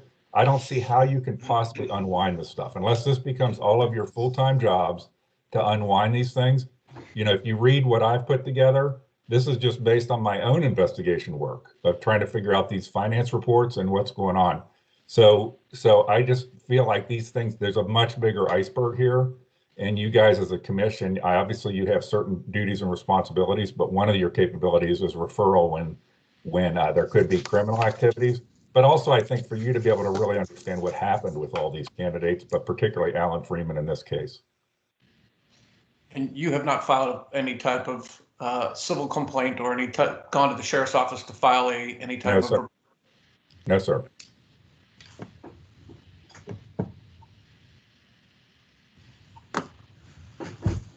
Are there any other questions for me?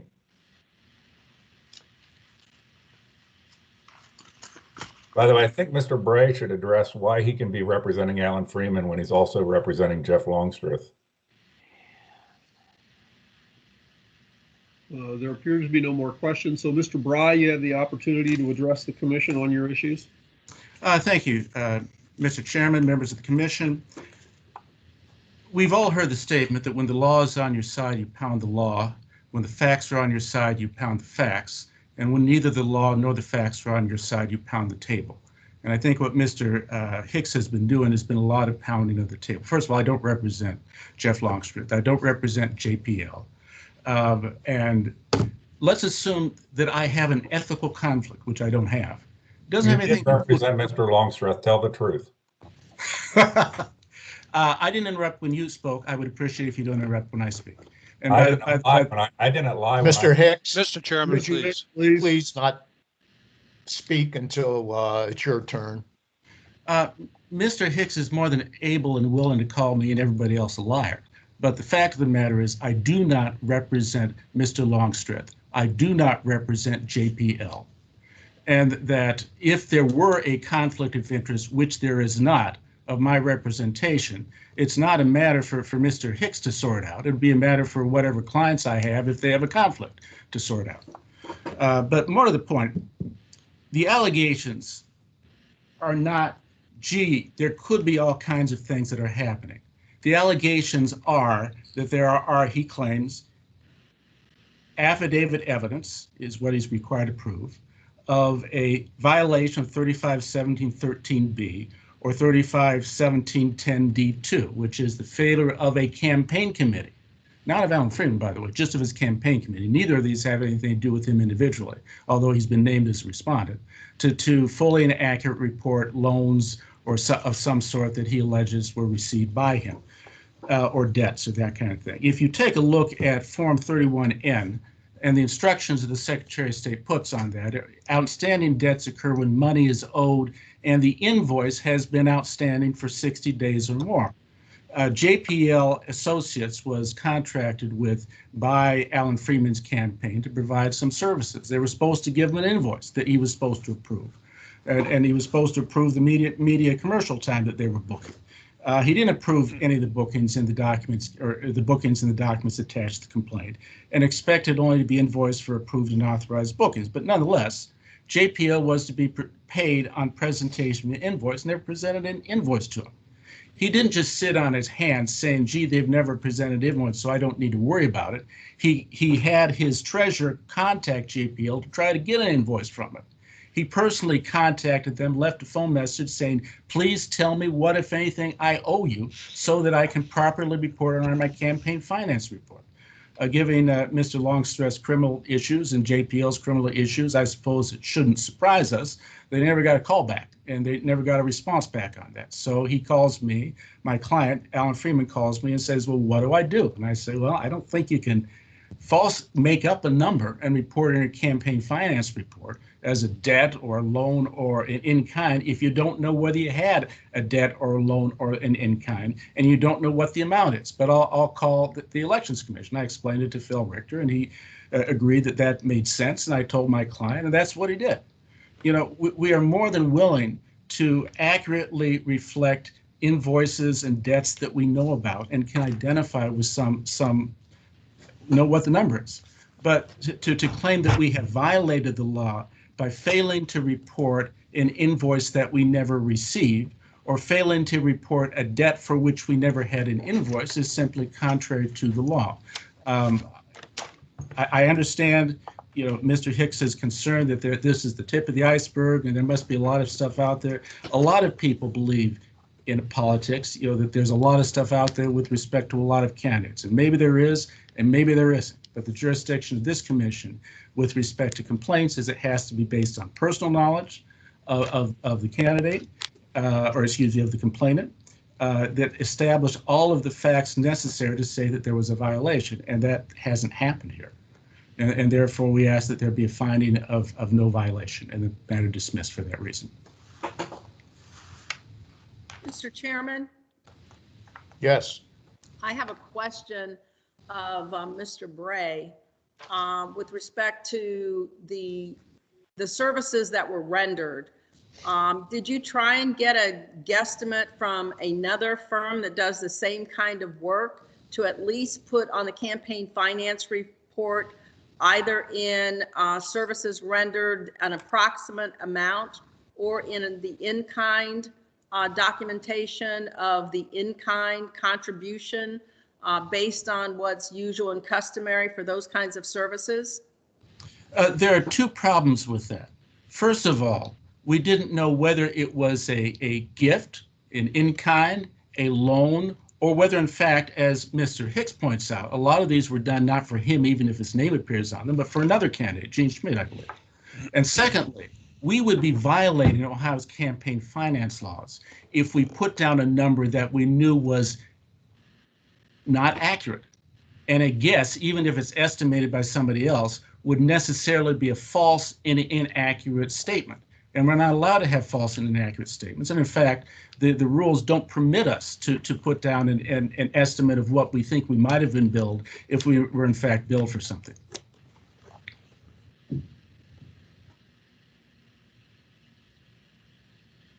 In some of the documentation that was provided to the commissioners, the Mr. Hicks is alleging that documents show that the reported expense for the campaign was about $14,000 and change. And then he also provided documentation from various TV stations that show quite a bit more. They have the Freeman's name on the invoices from the TV stations totaling, I think the last I totaled up, it was like $60,000-$70,000. So these invoices exist. Are you aware of those invoices? We are since we got the complaint. We haven't seen the invoices before that. What I would point out, though, is most of those invoices have a Freeman-R-Ohio State representatives. And if there are multiple candidates, as Mr. Hicks points out, there were here, they don't necessarily list them all. So some of these invoices may have been for Mr. Freeman. Some of these invoices may have been for Gene Schmidt or another candidate. And the invoices themselves presumably show the gross amount that the station was charging various candidates. But even though Mr. Freeman's name appears on there, it is by no means clear from those documents, even that those are all amounts that were attributed to his advertising.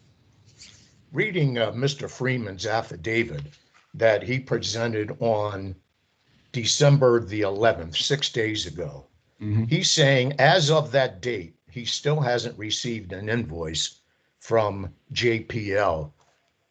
Is there any reason for that? Are they still in business? I believe that I don't know other than what I read in the paper, but my understanding is that the U.S. Attorney sees all the assets of JPL, and that although presumably, Jeff Longstreth could, on behalf of JPL, issue an invoice that would then go to the amount that the U.S. Attorney is holding. I suspect that he sees no reason to do that. That's his issue of what he might be doing or might not be doing. But our issue is we can't report debts that we don't have. Can I make a comment, or can you let me know when I can make a comment?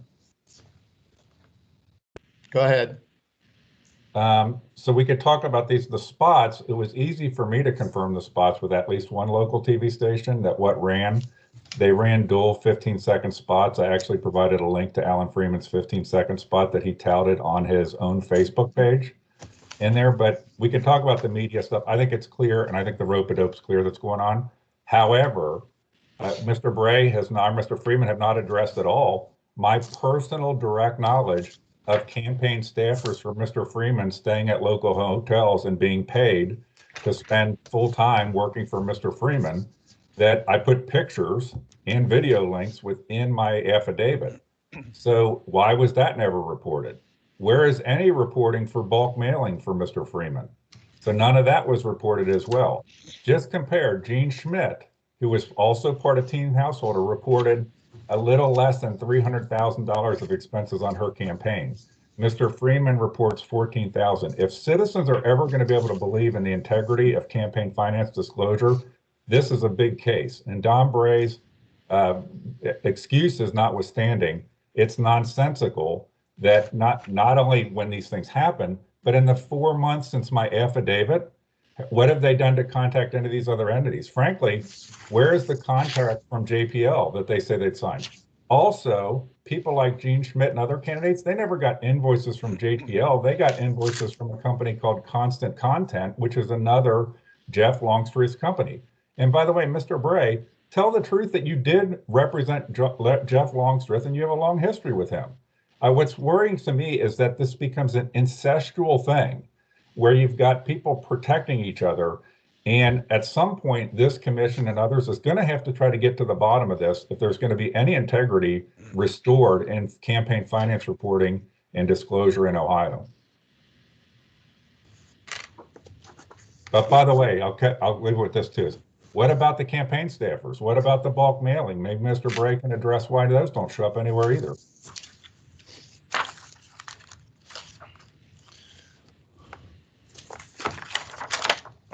If the commission wants me to address the bulk mailing, we didn't know anything about the bulk mailing. I mean, bulk mailing was sent out presumably for various candidates. We can't report what we don't know. And by the way, I'm sorry, can you hear me? I don't. Yes. Yes. He's asking, well, we could have done this, we could have done that, we could have done the other thing. Here's what we did do. We talked to Phil Richter, and I realized he doesn't speak for the commissioner, and said, what do we do when we don't have an invoice? Do we report something? Now, Grant, I did not ask him, should we check out and see if there's some other way we can make a guesstimate of it? And the reason I didn't do that is because you're not allowed to make guesstimates legally on your campaign finance reports. I have no doubt that if there had been a proper notification, as the vendor was required to notify candidates of debts or in-kinds or that sort of thing, that my client would have reported it. But we didn't get that notification. And for whatever reason, the ability or perhaps the incentive for Mr. Longstreth or his company, JPL, to provide additional information just doesn't exist right now because he has other issues presumably on his mind. Did you inform Mr. Richter that you were talking about hundreds of thousands of dollars or on invoices, or did you minimize the scope of what you were talking about when you said you talked to him? I don't know what the amount is. You say you are speculating what the amount is, but you don't have any personal knowledge what the amount is either. I do. I can confirm the invoices that are in the FCC database. So that's so it's not that hard to confirm stuff that's happening. Yeah, I think I don't think this needs to be a discussion between you two. Mr. Right. Bray, I have a question. I understand from reading Mr. Freeman's affidavit, he's indicating that his committee contracted with JPL Associates to provide media services, and that He is waiting to get a final bill from JPL Associates so that he can clear his books, if you will. And as of 6 days ago, he said he's had no contact from JPL. How long does this go on, and what do you do to finally get this resolved? Well, what do you do when you've sent a check to somebody and it never clears? What do you do when somebody mows your lawn and they never send you an invoice? I mean, you know, you keep reporting that what you know factually to be the case. At some point, you know, I suppose at some point the campaign committee would have to be wound up, and I presume at that point, in consultation with the Secretary of State's office, we would, you know, try to figure out what do we do about the fact that we probably have had some services performed by JPL that we don't know what the amount is and have never received an invoice for. All right, so you would acknowledge that as far as the expenses to Mr. Freeman's campaign, there's more out there, more expense than he's reported to date. Is that a fair statement? Not in terms of, if you mean by expenditure or contribution, no, because they have specific definitions. If you say, do we suspect or speculate? We have no personal knowledge. But we do speculate, just like Mr. Hicks speculates, that there's probably some other things that JPL did for them.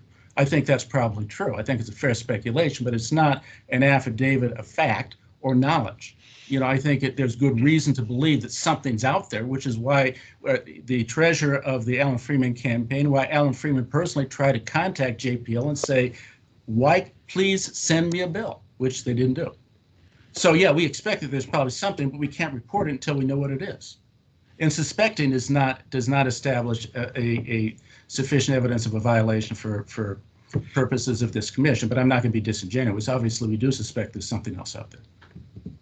Mr. Chairman. Mr. Chairman. Yes. Go ahead. Mr. Chairman, this is Commissioner Kreitz. Based upon Mr. Hicks's testimony this morning and based upon some of the statements that have been made by Mr. Bray, I'm going to have to recuse myself from any kind of participation in this matter, as well as the deliberation or any kind of vote. So I'd like to have the record reflect that based upon what I have heard this morning, Commissioner Kreitz is recusing himself. Thank you. Okay. Mr. Chairman, this is Commissioner Tavares. I do think, based on the conversation we just heard, that there are outstanding invoices, which means services were in fact performed for the candidate. We know that there in fact were commercials, so somebody authorized that. So that is either an in-kind or that is an expense that is still associated with the campaign. That information can be gathered from the television, radio, or whatever stations provided those commercials. Mr. Chair, this is, or Executive Director, this is Commissioner Cunningham. I believe we're here on preliminary review today. If you could remind the commission of what that is and what our alternatives are. The alternatives available to the commission at a preliminary review stage are to find that there's no violation or dismiss a complaint, to find a violation if it believes that what has been presented in complaint response and oral statements to the commission have been sufficient to establish that a violation or no violation has occurred. Or we could determine to set the matter for a more full and complete hearing at a later date if it believes that there is not sufficient evidence to complete this matter at this time. And what's our standard on that? It's a simple, you know, there's no extreme standard. It's just the preponderance of the evidence.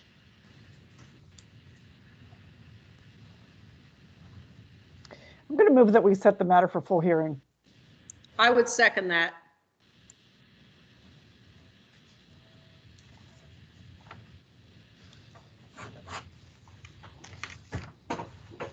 All right. In the case of 2020G-019,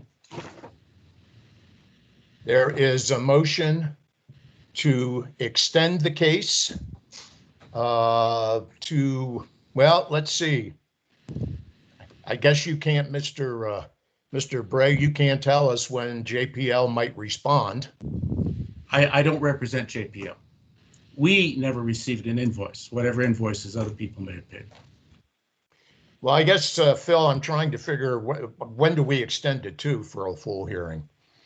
I think at this stage, we just set it for a hearing. Right. I think I just said it, I set a hearing date, and then each party is responsible for bringing the evidence that they have to establish their case. I mean, it won't be, I wouldn't anticipate setting it in January, so we're beyond that. All right, in the case of 2020G-019, there's been a motion and a second to extend the case for a future hearing. All those in favor of that motion, say aye or raise your hand. I think on this one, we maybe should do a roll call vote. Okay. Don't disagree. Okay, Mr. Norman. Yes. Ms. Kaufman. Yes. Mr. Beatty. Yes, Beatty. Ms. Tavares. Yes. Ms. Cunningham. Yes. Mr. Bromer. Chair Bromer. Yes. And Mr. Kreitz was recused himself, so that Abstain. motion passes 6-0. Mr. Chair and the parties, I might suggest if we're going to do a remote hearing rather than a live one, that you might talk with the executive director, get a procedural order, submit exhibits in advance so the commission could have them before them and witnesses could have them before them in a virtual hearing should you choose to go forward in that manner. But I just lay that out there because we have not done a full hearing virtually yet. And I just think we want to be able to accommodate everybody to the best extent possible and make sure everybody understands how you'll move forward on that. Mr. Hicks, I think it would also be in your best interest to work with Mr. Richter on the subpoena power and some of the things you have available to yourself to be able to prove the case. Okay, thank you, sir.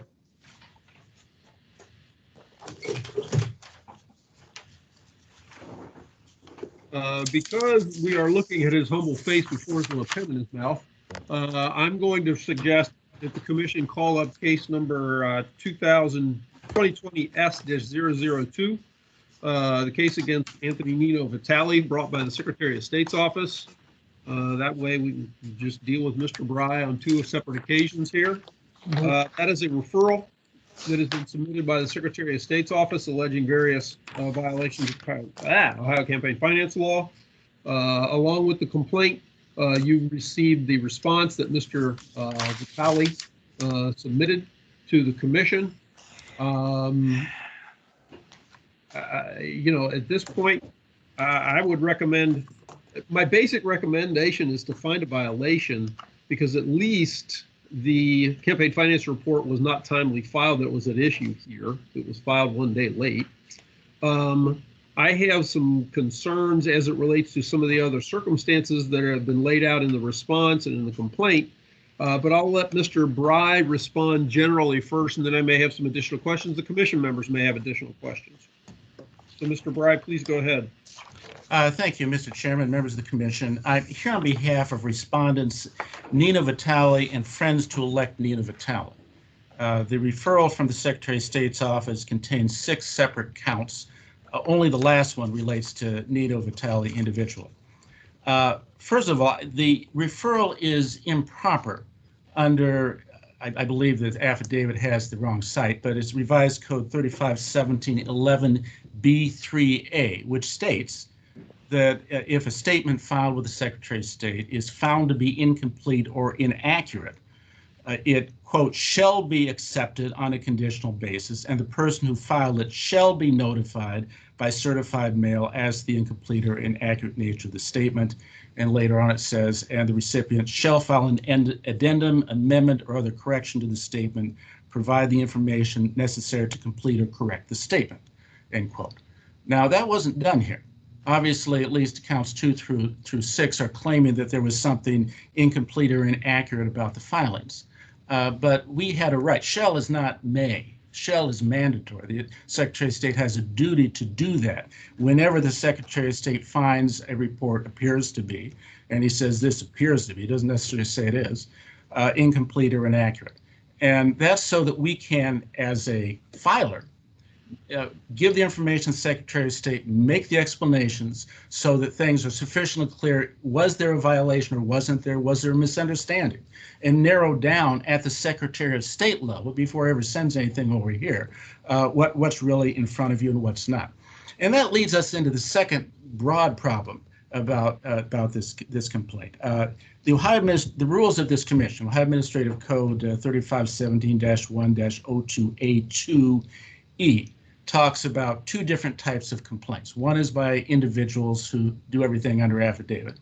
The other is by the Secretary of State, who doesn't have to do everything by affidavit, but he is required to, quote, clearly set forth sufficient facts supported by affidavits, exhibits, and or other documents to constitute a prima facie violation of Ohio election law, end quote, with references to the appropriate statute.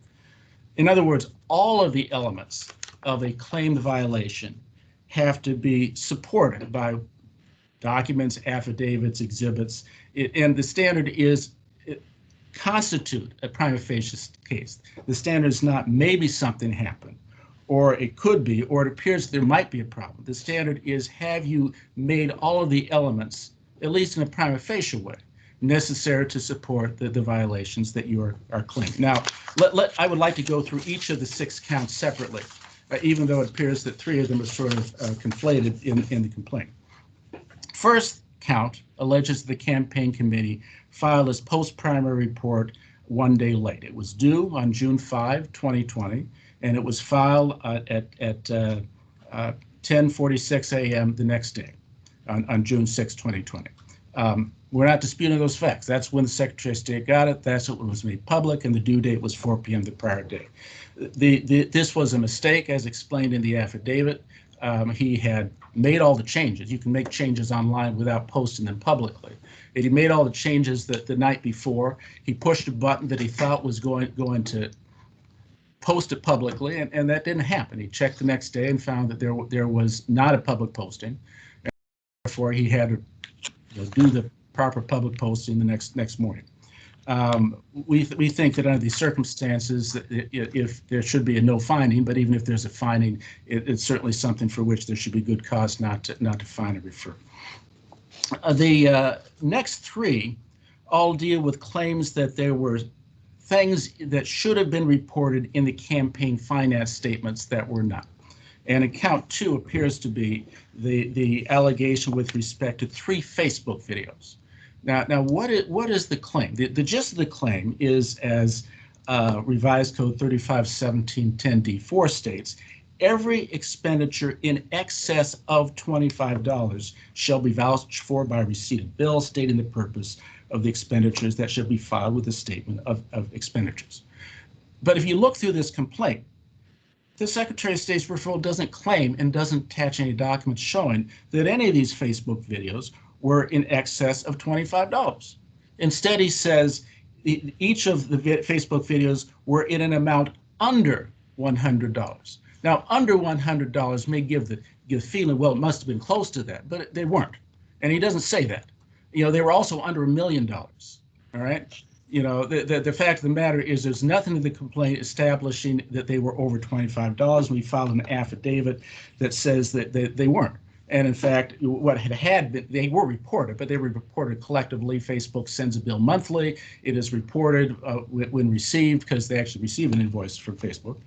And the invoice that included these 3 items was properly reported. But so there's no prima facie case, and it didn't happen. Secondly, and there are, I think, 3 counts that deal with. Count 3 is probably the first one that deals with the concealed carry classes that Representative Nino Vitale was teaching. And he used the same payment processor that's used for his campaign. And how that works is the payment processor takes a percentage of the money that goes into the payment processor, then transfers the funds into the campaign committee's bank account. And then when the class is done and it's too late to ask for your money back, the money is swept over to the expenses or whatever it is for the campaign account.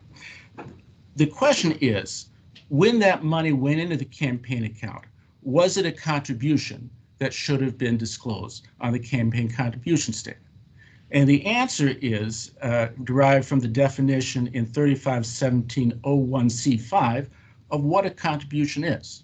And 351701C5 states that contribution means, transfers of fund or anything of value, when the contribution is, quote, made, received, or used for the purpose of influencing the results of an election, end quote.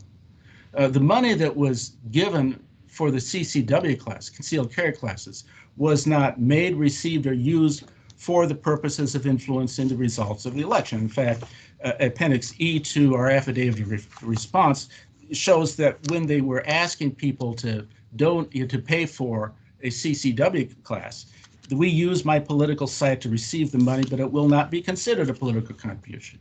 It wasn't considered a political contribution when made, it wasn't considered a political contribution when received, and it wasn't used to influence the results of an election. And therefore, this was not a contribution that should have been reported as a contribution to the campaign. Also, there's a vague reference in the complaint to, quote, natural expenditures, end quote, for the payment processor who processed the CCW concealed carry fees for the class. But the campaign didn't pay for that. The money that the processor received, Pyrex, comes out of money that is sent to Pyrex. And since this money was for the concealed carry class, the payment to Pyrex for taking the concealed carry money came out of the concealed carry money and did not come out of any funds of the campaign. And again, I mean, to say that there's natural expenditures is speculation. It's not a prima facie matter. Count 4. The Secretary of State speculates that we violated, or the campaign committee violated, the duty to file complete campaign finance statements because it didn't report the monthly fees for MailChimp. Well, as the affidavit says, they didn't have any monthly fees for MailChimp. Like a lot of other internet services, they're free as long as you don't use them too much. And, Nino Vitale and his campaign had been using this using MailChimp for years without having to pay for it because he doesn't have enough activity to require a payment. So you don't have to report expenses that you don't have, and he didn't have any expenses for the MailChimp. That brings us to the last two counts, both of which relate to the concealed carry thing. Count 5 claims that the campaign committee violated Revised Code Section 351710D3A when concealed carry funds went into the campaign committee's account, and therefore they shouldn't have done that. Now, what does 351710D3A actually say? What it says is that, with certain exceptions, a campaign committee shall deposit 1, all monetary contributions received by the committee, which again, these were not monetary contributions because they don't meet the definition of contributions, into 2, an account separate from a personal or business account of the candidate or campaign committee. This was not a personal or business account of the candidate or campaign committee. This was a campaign account.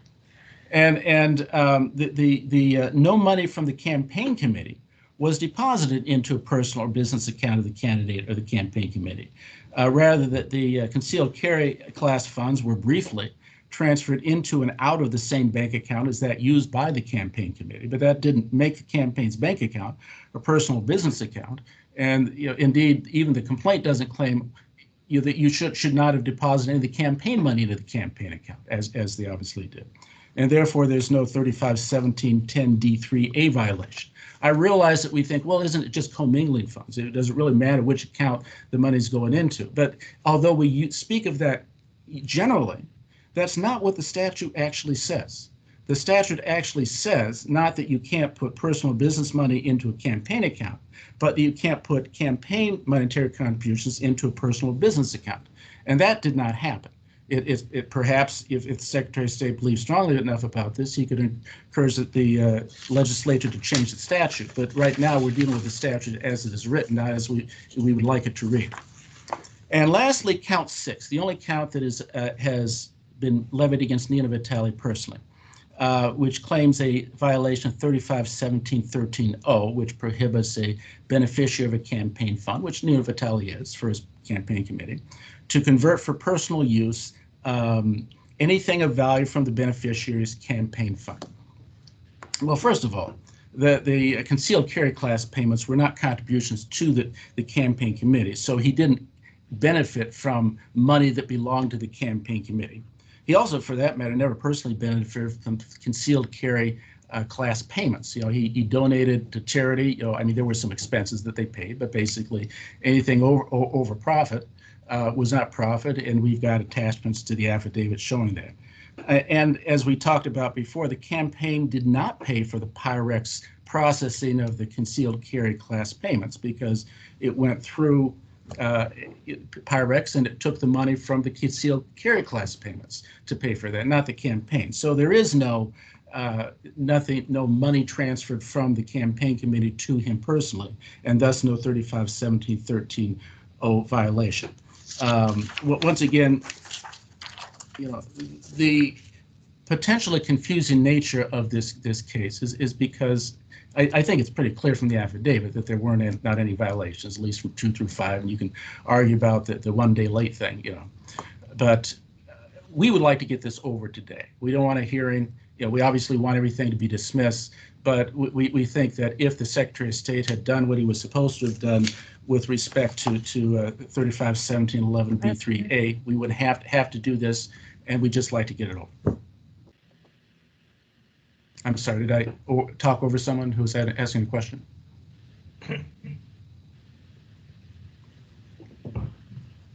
Not to me at this point. Okay.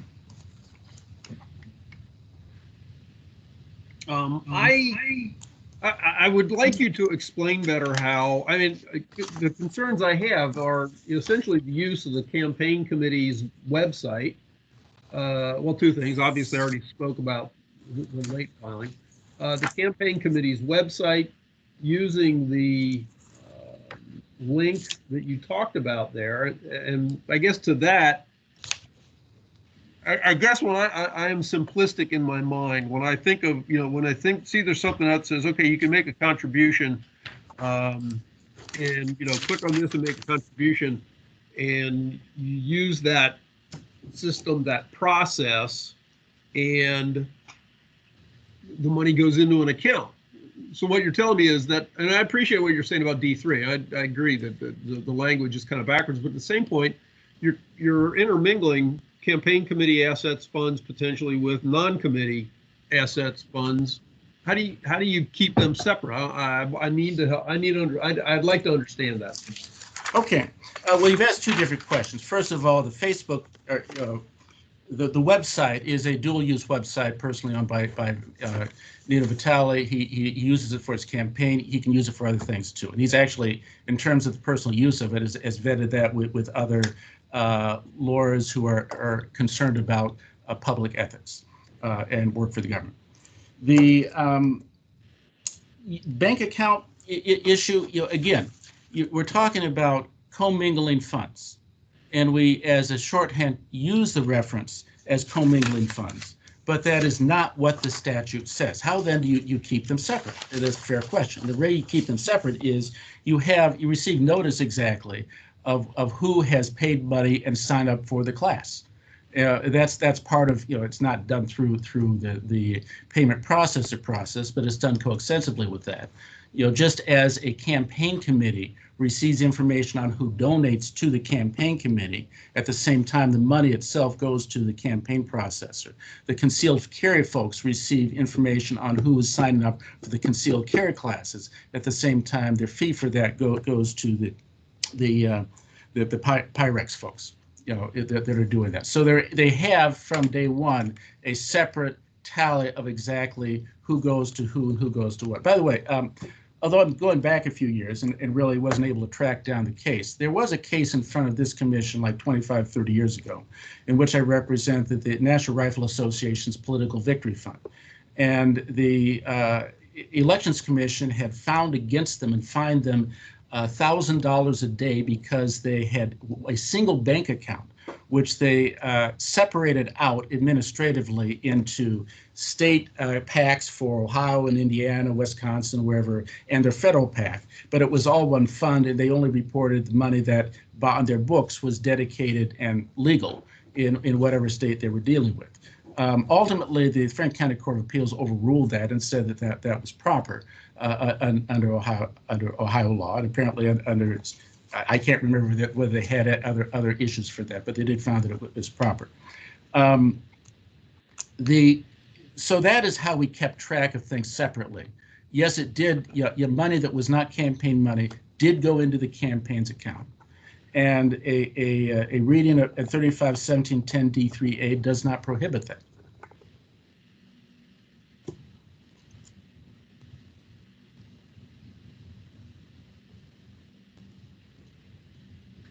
Commission members have any questions?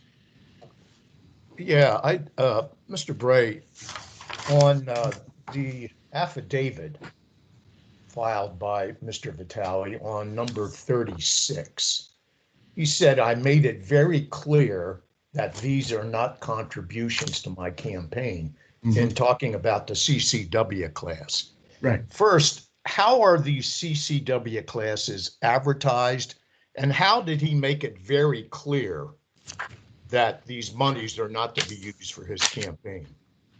Well, to answer the second question first, if you would take a look at page 9 of the affidavit, which is the image from the electronic sign up form that is public, it clearly states, quote, we use my political site to receive the money, but it will not be considered a political contribution, end quote. So that's how he makes it very clear that these were not political contributions. That when people sign up on that's how that works. And your other question, I'm sorry, I forgot your other question.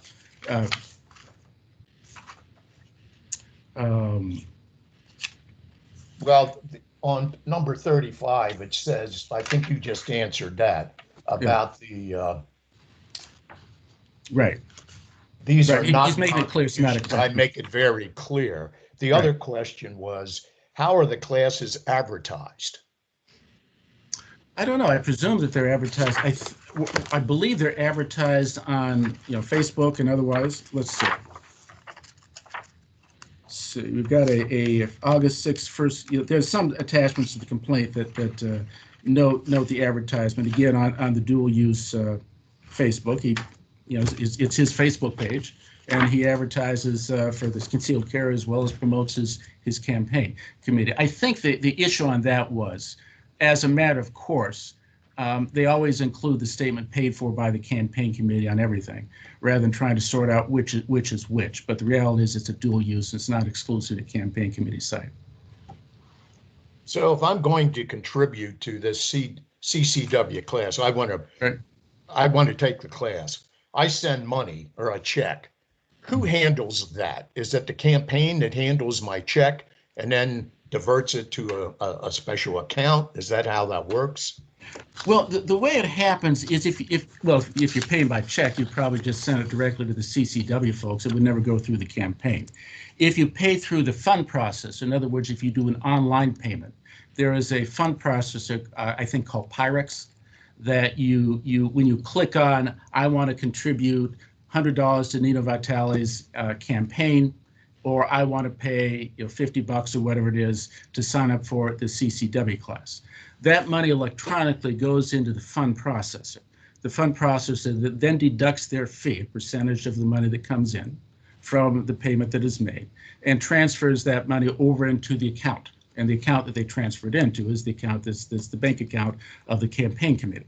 So the money that is electronically paid for the concealed carry classes that through Pyrex Pyrex deposits them into the bank account of the campaign committee. Because the CCW classes have a list of who signed up for it, how much money each of them paid for it, they are able, once it's too late for them to say, I want my money back, they sweep the money out of that into, I don't know where they sweep it into, but they take the money out of the campaign committee and use it to pay for expenses or donations with respect to any profit. So you can send a check directly to the CCW class and bypass the campaign entirely? Yeah, I think you can. I mean, I'll have to take a look again at the attachments, but I would think if somebody wanted to send a check, they could. They don't have to send it to the campaign. This is just the electronic stuff that we're dealing with here. Okay, that's all I have. Thank you. In regard to, this is Commissioner Kaufman, in regard to that discussion, under count 3, the response, item number 36, it says very specifically, this money never goes into my campaign account, that there are separate accounts. So are there in fact 2 separate accounts that when using the Pyrex, that campaign will go into one section and then CCW goes into another? Okay. I think that we may be parsing words here. The bank account, the money goes into the bank account, but the campaign account is the total of all contributions into the campaign out of which expenditures are made. So he keeps detailed records of anybody for the CCW class, and then when it's swept out of that bank account, it's swept into a separate account used to pay instructors. So there's no payment directly from the campaign committee's bank account to pay for instructors, other expenses, or to whatever profit is given away, I suppose. Thank you.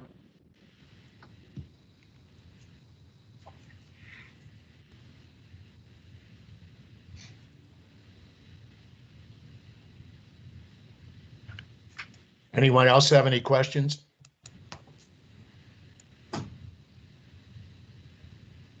I would ask our executive director at this time. You had indicated a recommendation. Do you want to talk about that? Yeah, I mean, honestly, I think, to me at least, I appreciate a lot of what has been said. As usual, Mr. Bry makes a good presentation. I feel like the manner in which funds are taken by using the link to the Vote Nino Vitale website or what have you is, it's questionable, I guess. It may not be improper, but when you start calling in the campaign facilities, for want of a broad term, and making a linkage there, I just think that could be handled better and differently when you're doing something that's not campaign related. I appreciate that there can be things that cross over, but there's such a linkage here between the Vitale website, the Elect Vitale website, and the CCW classes. I'm uncomfortable with it. Uncomfortable doesn't necessarily make me want to say it's a violation, but I go back to the fact that the report was filed late, and looking at that as a violation, my recommendation would be to find a violation there, but for good cause, not impose a fine, or refer the matter for prosecution. Is that just as to that first violation, Phil? That's my recommendation, yes, as to the first. I move that we follow the executive director's recommendation as to the first violation and only the first violation.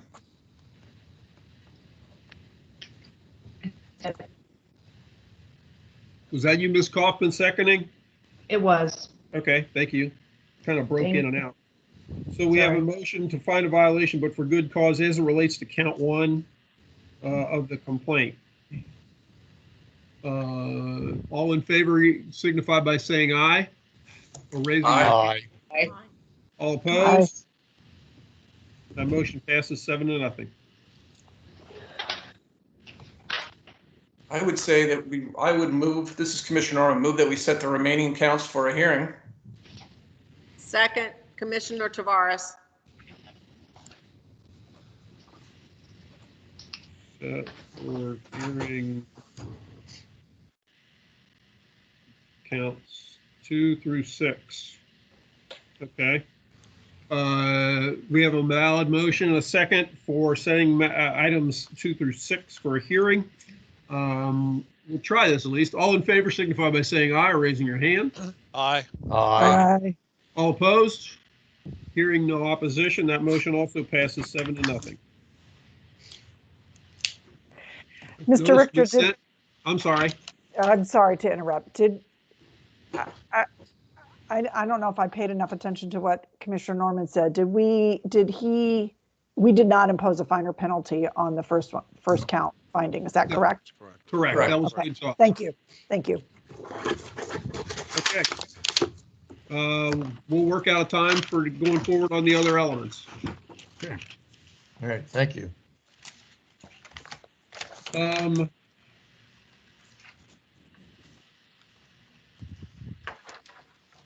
I know that Chris was working a list when I kind of got linked back in here. And we obviously still have a variety of people online. And Chris is handing that list to me. Okay, Corey's done. Well, let's see. I see Mr. Montgomery first. I'll call him in.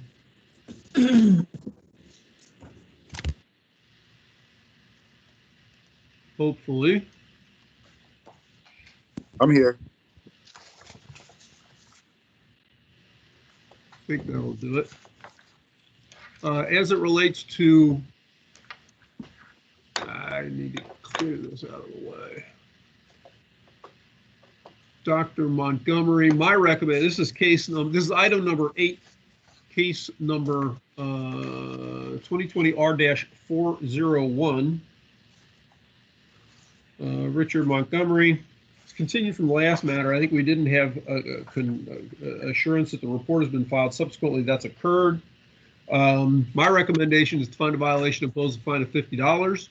Certainly, if Mr. Montgomery, excuse me, Dr. Montgomery would like to address the commission further on this, you could be sworn. We'd ask you to, obviously you're unmuted, but I guess if you start talking, presumably your face will come up. I'm not seeing you right at the moment. And I can swear you in. I'm ready to be sworn. There you go. Do you swear to tell the truth, the whole truth, and nothing but the truth? So help you God. So help me God. Yes, I do. Thank you. Okay, Mr. Montgomery, excuse me, Dr. Montgomery, you can go ahead and address the commission. Well, members of the commission, I would like to highlight what I stated in my statement in this particular case. I was compliant with all submission dates. The issue was simply getting the forms right, submitting the correct forms that we needed to submit. And when we were notified that the information was incorrect, we worked diligently to correct those errors. Maintain consistent contact, working with the Cuyahoga County Board of Elections through the whole process, because we wanted to be fully compliant with in my campaign. And to the point, I believe fines are for people who engage in nefarious activity or are non-compliant with our election laws. I believe my case is about simply learning the process. And as I stated in my letter, I've been very active in my community. I wanted to be a leader in our local government, but learning the process of which forms to put in, how those forms should be filled out was a learning process. But I'm respectfully asking to consider leniency in this particular case by not imposing a fine and a finding of no violation. Thank you.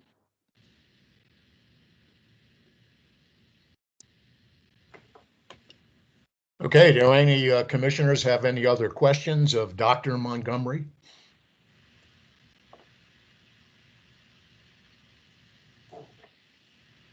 Hearing none, in case number 2020 R-401, the executive director has found that a violation occurred and that a $50 fine be imposed. Is there a motion?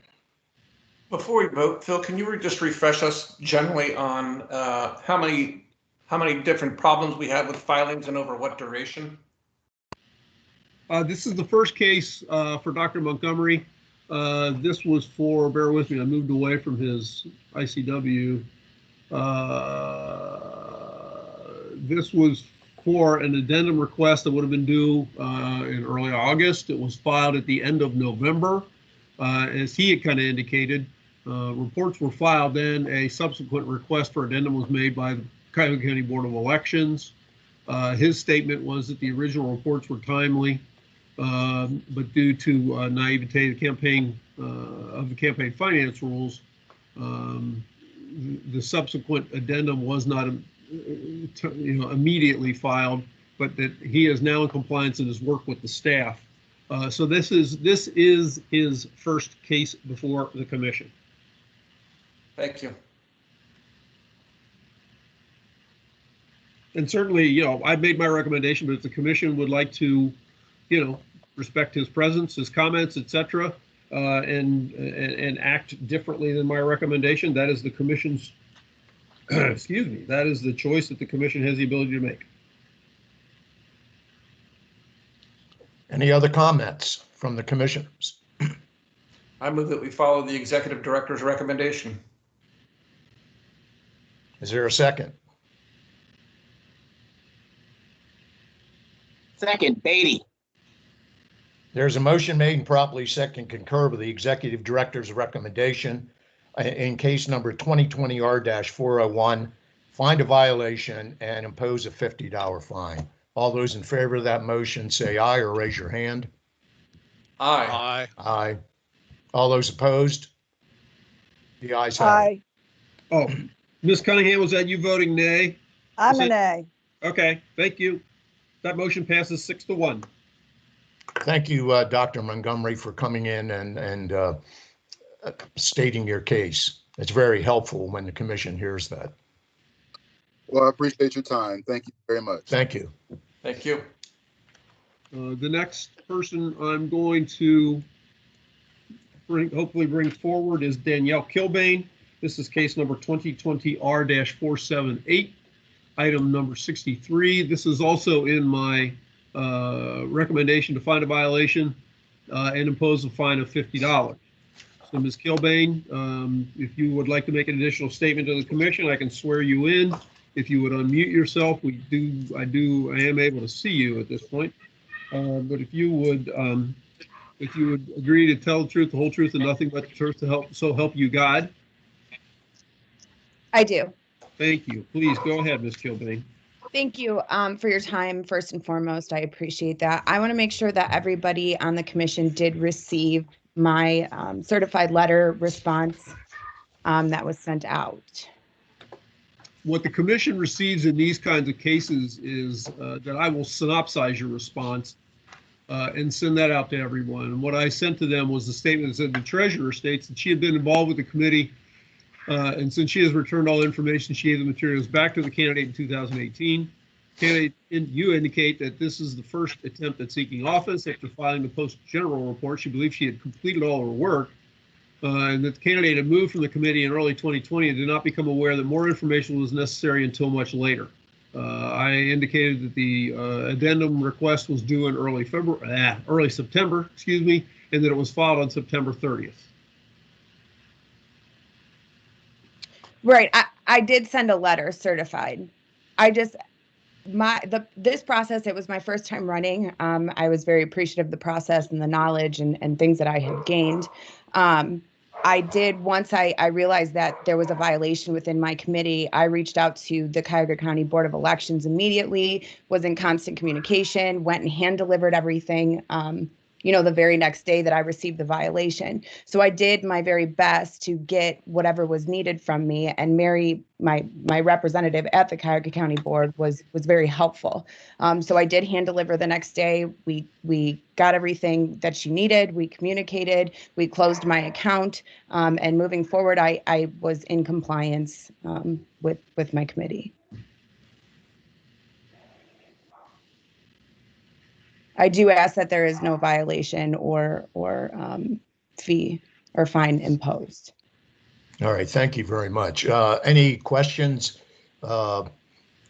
Kilbane, from the commissioners? I don't have any questions. Okay. The executive director in this case, which is 2020R-478, has recommended that a violation occurred and that a $50 fine be imposed.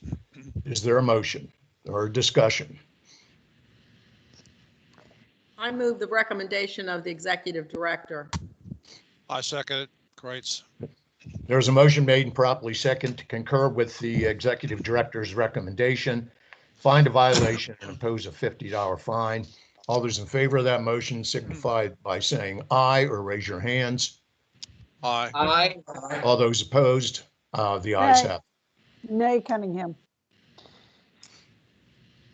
All right, thank you very much for appearing. Thank you. All right. Considering, at least as I look at my screens, I see Rachel Magdalene present before the commission. Hers is case number 2020R or 2019R, excuse me, 479. For late filing of the 2018 annual report. Ms. Magdalene submitted a response, which I synopsized for you. My recommendation in her case is that we find a violation, but for good cause, not impose a fine or refer the matter for further prosecution. Ms. Magdalene, if you would like to be sworn, you could make it, if you have any additional statement, would you, yeah, I'm having a hard time here. Do you swear to tell the truth, the whole truth, and nothing but the truth, so help you God? I'm showing her as being muted and I don't see a video. Is Magdalene. I see the video. She is I muted. do this all the time. I've unmuted myself. I hope you can hear me. I do swear. I hear you, yes. Do you swear to tell the truth, the whole truth, and nothing but the truth, so help you God? I do. Thank you. Please go ahead. Well, thank you to the committee, and I just want to apologize. I am not what I was when I first began running for office, which I withdrew from. I have had I've increased in cognitive deficiencies due to cancer. And I am sorry that I have wasted your precious time with this matter. I am sorry I admit that I did not file in a timely manner. I have now filed. And there were many reasons which I don't need to go over because they're in the synopsis. But I just thank you for your time and apologize and hope you will not fine me because I am poor and sick, basically. Well, first, let me just say that you are not wasting our time and that we appreciate that you took the time to come address the commission on your case. So thank you very much for that. In your case, which is case number 2019 R-479, the executive director has recommended that a violation be found, but for good cause, not impose a fine or refer the matter for further prosecution. Is there a motion? Kaufman. Second, Tavares. Motion made and properly second, concur with the executive director's recommendation and find good cause. All those in favor of that motion, raise your hand or say aye. Aye. Aye. Well, thank you very much again for appearing. You will have no fine. Thank you for your leniency. I appreciate it. Believe me, this was not intentional at all, but a terrible oversight. Thank you. Goodbye. Thank you.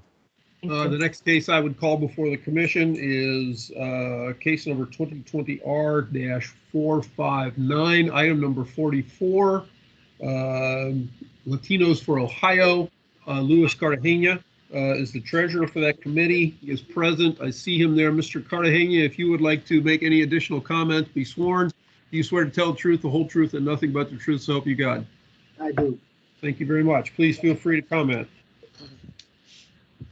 This was just a mistaken timing. Once I got the letter, I filed the report and I sent in the certified letter back explaining the issue and, asked for leniency. This is the first time that we were brought before the commission. Okay, thank you very much. Commissioners, anyone have any questions? If not, in case number 2020 R-459, the executive director has recommended that a violation be found, but for good cause, not impose a fine or refer the matter for further prosecution. Is there a motion? The executive director's recommendation, Kreitz. I think that's a motion from Mr. Kreitz. Cunningham, second. Ms. Cunningham, second. There's a motion made and properly second, concur with the recommendation of the executive director. All those in favor of that motion, raise your hand or say aye. Aye. Aye. All those opposed, the ayes have it. Thank you very much for appearing. Thank you. Okay, the next person I see down here on my, he's not on my screen, but I'm going to hopefully bring him forward to spotlight him, is Mr. Bentley. Yes. Case number 2020-R-471.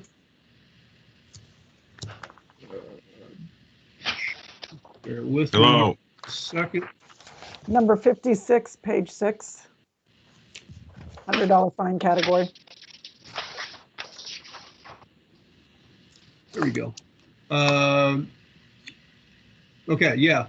As Ms. Cunningham just pointed out, my recommendation currently is to find a violation and impose a fine of $100. At this point, we have not received a statement from Mr. Bentley on which I could rely to make a different recommendation to the commission. So without that, that's the basis for my recommendation at this point. Certainly, we can hear from the commission, from Mr. Bentley and the commission. I would certainly adjust my recommendation, and the commission can act as appropriate. Mr. Bentley, if you would, please, do you swear to tell the truth, the whole truth, and nothing but the truth? So help you God. I do. Please go right ahead and address the commission then. Sure. Thanks for your time. I appreciate it. We worked with Mr. John Fox up here at Cuyahoga County, and whatever he asked us to do, we complied with. I believe I'm all in compliance right now. Done it. I actually, from what I understand, I actually put in an additional document that wasn't other documents was in. So we did everything we had to get it done, and I didn't realize. I did talk to Mr. Richter on what day did I talk? Well, I called him on the 14th, left a message, and talked to him on the 2nd just to figure out what to do. So I didn't send a letter because I did talk personally with Mr. Richter and Mr. Fox constantly on this item, and I believe I'm in compliance now. So. Okay. Based on his presence's statement, my recommendation would now be to find that there's a violation because the report was not timely filed, but to impose a fine of $50. In case number 2020-R-471, the executive director is recommending that a violation be found and that a $50 fine be imposed.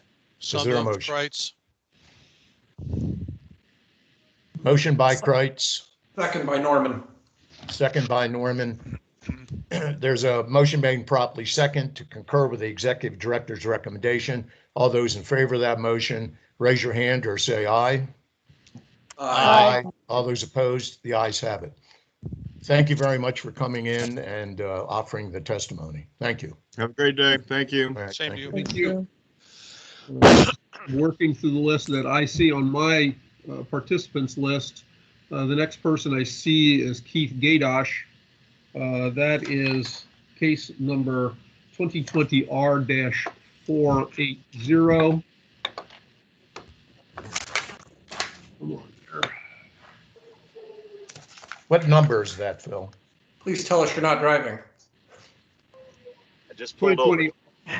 He is the treasurer for the Friends of Jennifer Monick. It is, bear with me, item number 65, page 6. You're more efficient than I am, Ms. Cunningham. Thank you. Chris already told us ahead, so we had a chance. There it is. It's in the $25 check. Yeah, $25 a day category. Based on my conversation with the Board of Elections yesterday, or at least an email I got back from the Board of Elections, the report had not been filed at that time. Certainly, Mr. Gaydosh can be sworn, make a statement, but if the report is yet to be filed, that is a matter we want to continue. Mr. Gaydosh, if you would, do you swear to tell the truth, the whole truth, and nothing but the truth? So help you God. I do. Thank you very much. You might want to speak up a little bit. I could barely hear you. Sure. Apologies. Thanks. Appreciate the time. I'll be very brief. The report that was filed was on time. there were some additional items requested by the Cuyahoga County Board of Elections, approximately 6 additional information items. And I have sent, as of within 2 weeks of that letter in July, I have sent 5 of those points of information back to them. But I have not had time to reconcile the last, basically the last issue, which has to do with the balance matching up with my final report and the balance of my bank account. And so I guess in brief, I would request, I would beg the commission to consider maybe a continuance until I can finish that, and then of course supply information back to the commission as soon as possible. I would agree. I would move we continue this matter. Second.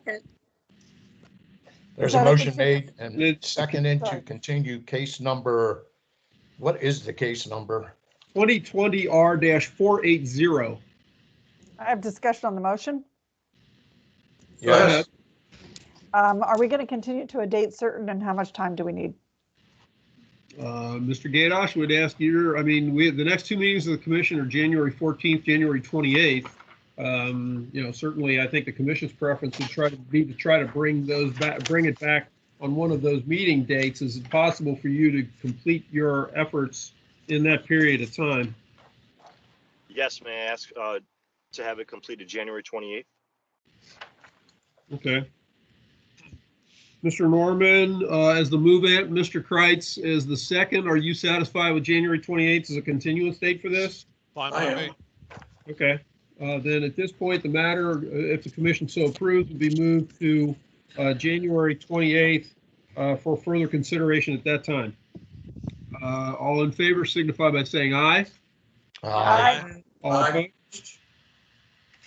Okay, that matter will be brought back before the commission on January 28th. Thank you. Thank you for your time.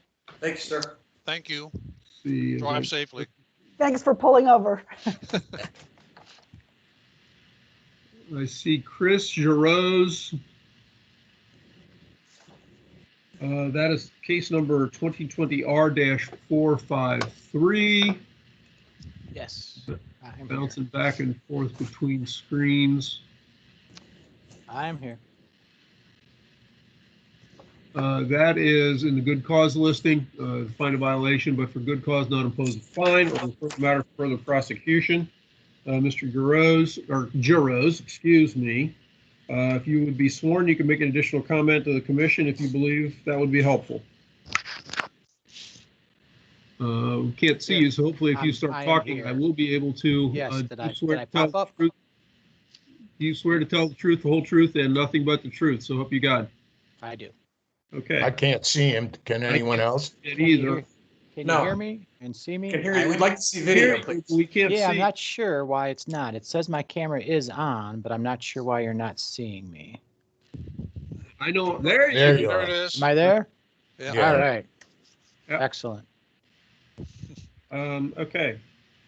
All right. I appreciate the time, and it's interesting. I've been on almost all morning watching back and forth. This is interesting stuff. In short, I did send a letter. Frankly, I was asked to be the treasurer, and mistakenly I agreed for a ballot issue that was on the 2019 November ballot. Filed all the paperwork. We raised a little bit of money. Ended the year of 2019 with about $60, and frankly, it was an oversight of filing for the mid-year 2020. When I finally dug through some mail, I realized that, oh my gosh, I needed to file for 2020. Ran down to the Cuyahoga County Board of Elections and filed, but I was late. So that's not as exciting as some of the stories I've heard, but it is what it is. And All right. Any questions from any commissioners? Hearing none, in case 2020 R-453, the executive director has found a violation occurred, but for good cause, not impose a fine or refer the matter for further prosecution. Is there a motion? So moved. Rights. Norman, Second. You lost me second there. it. Was that Ms. Kaufman and Scott, or Ms. Kaufman and Mr. Kreitz? It doesn't Yes. matter. It doesn't. Mr. Kreitz made the motion. Okay. All right, there's a motion made properly second to concur with the executive director's recommendation. All those in favor of that motion, say aye or raise your hand. Aye. Aye. Opposed?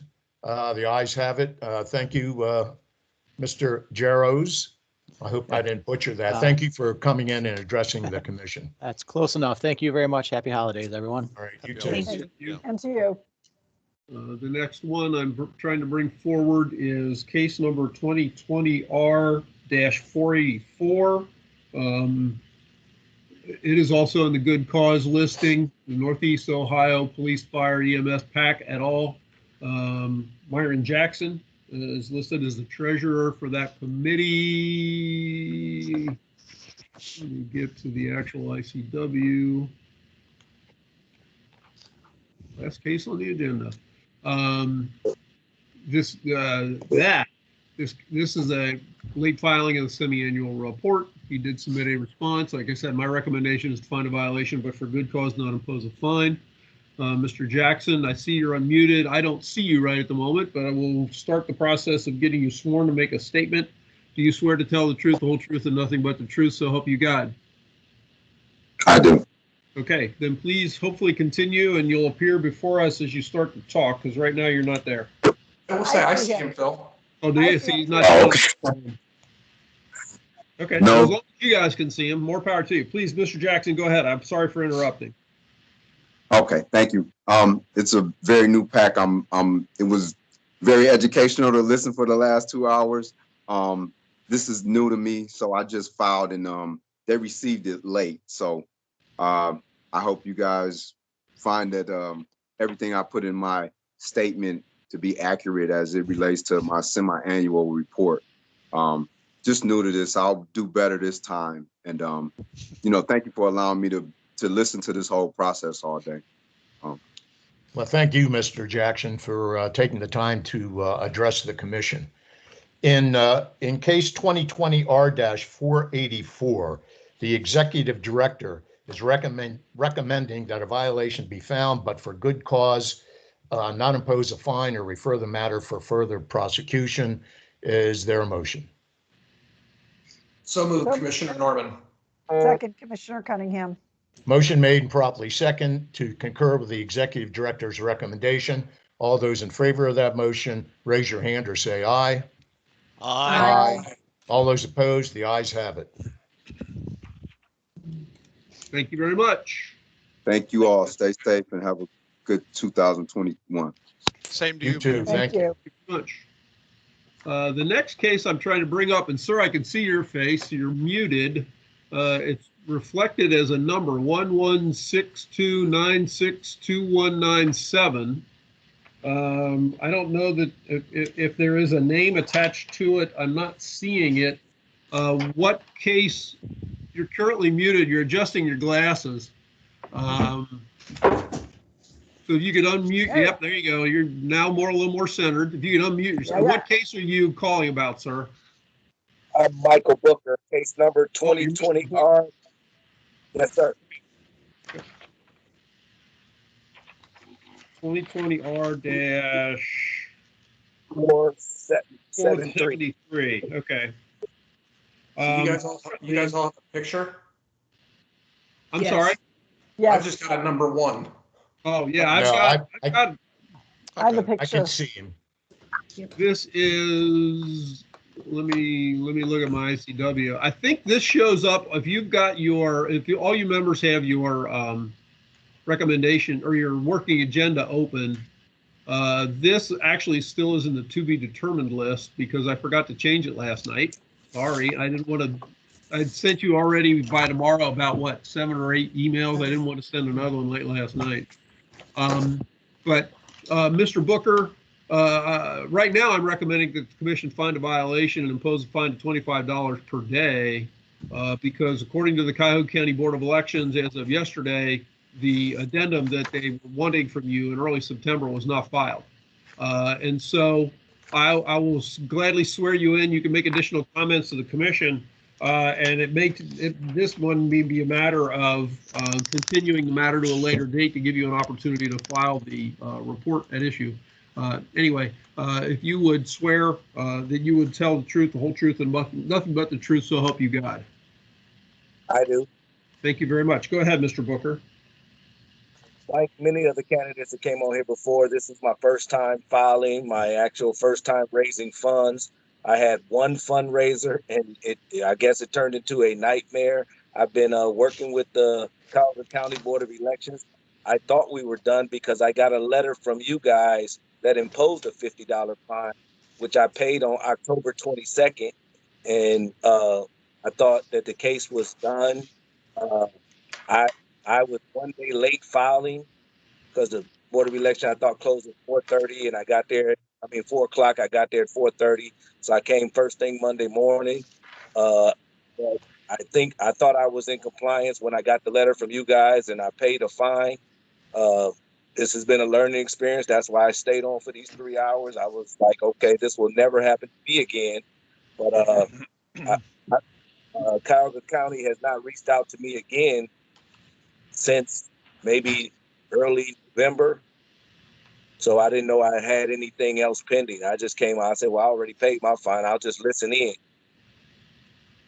Yeah, we reflected, just for your information, easy for me to say. We reflected that you paid that fine. That was for a late filing, as you kind of indicated, for the post-general report from last December. What this is at some point the board requested an additional addendum to that report.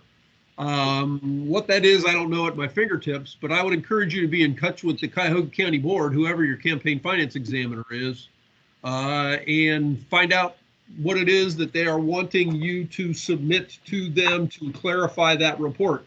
You may have indicated maybe related to the fundraiser that you had. I don't specifically, I could look at the referral form, but because they include in there that information. If you don't have the copy of the referral form, if you give me a good address, I can make sure it gets resent to you, our form that includes the letters from the board. But at this point, you need to deal with the Board of Elections and clarify what it is that they are wanting from this situation. Yeah, the last time they reached out to me was November 5th, and it was just for a change of address. That's the only thing they've reached out to me for.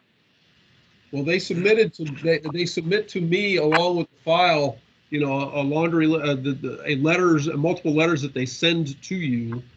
I reflected that it would have been filed in early September, but it could be that if you didn't receive it, you would have an argument that, you have not been untimely if you did not receive those materials from them. Yeah, normally I was on the phone with Mr. Fox from the Cuyahoga County Board of Elections. He would call me and tell me what he needed, and I sent it to him instantly. But I don't have any emails from him since September. This would have been a letter sent. Sometimes they will reach out by email as well. But at this point, I guess to the commission members and yourself, I would recommend that this matter be continued. And again, maybe the best is continue it to the end of January 28th meeting, to give you an opportunity to be in touch with your campaign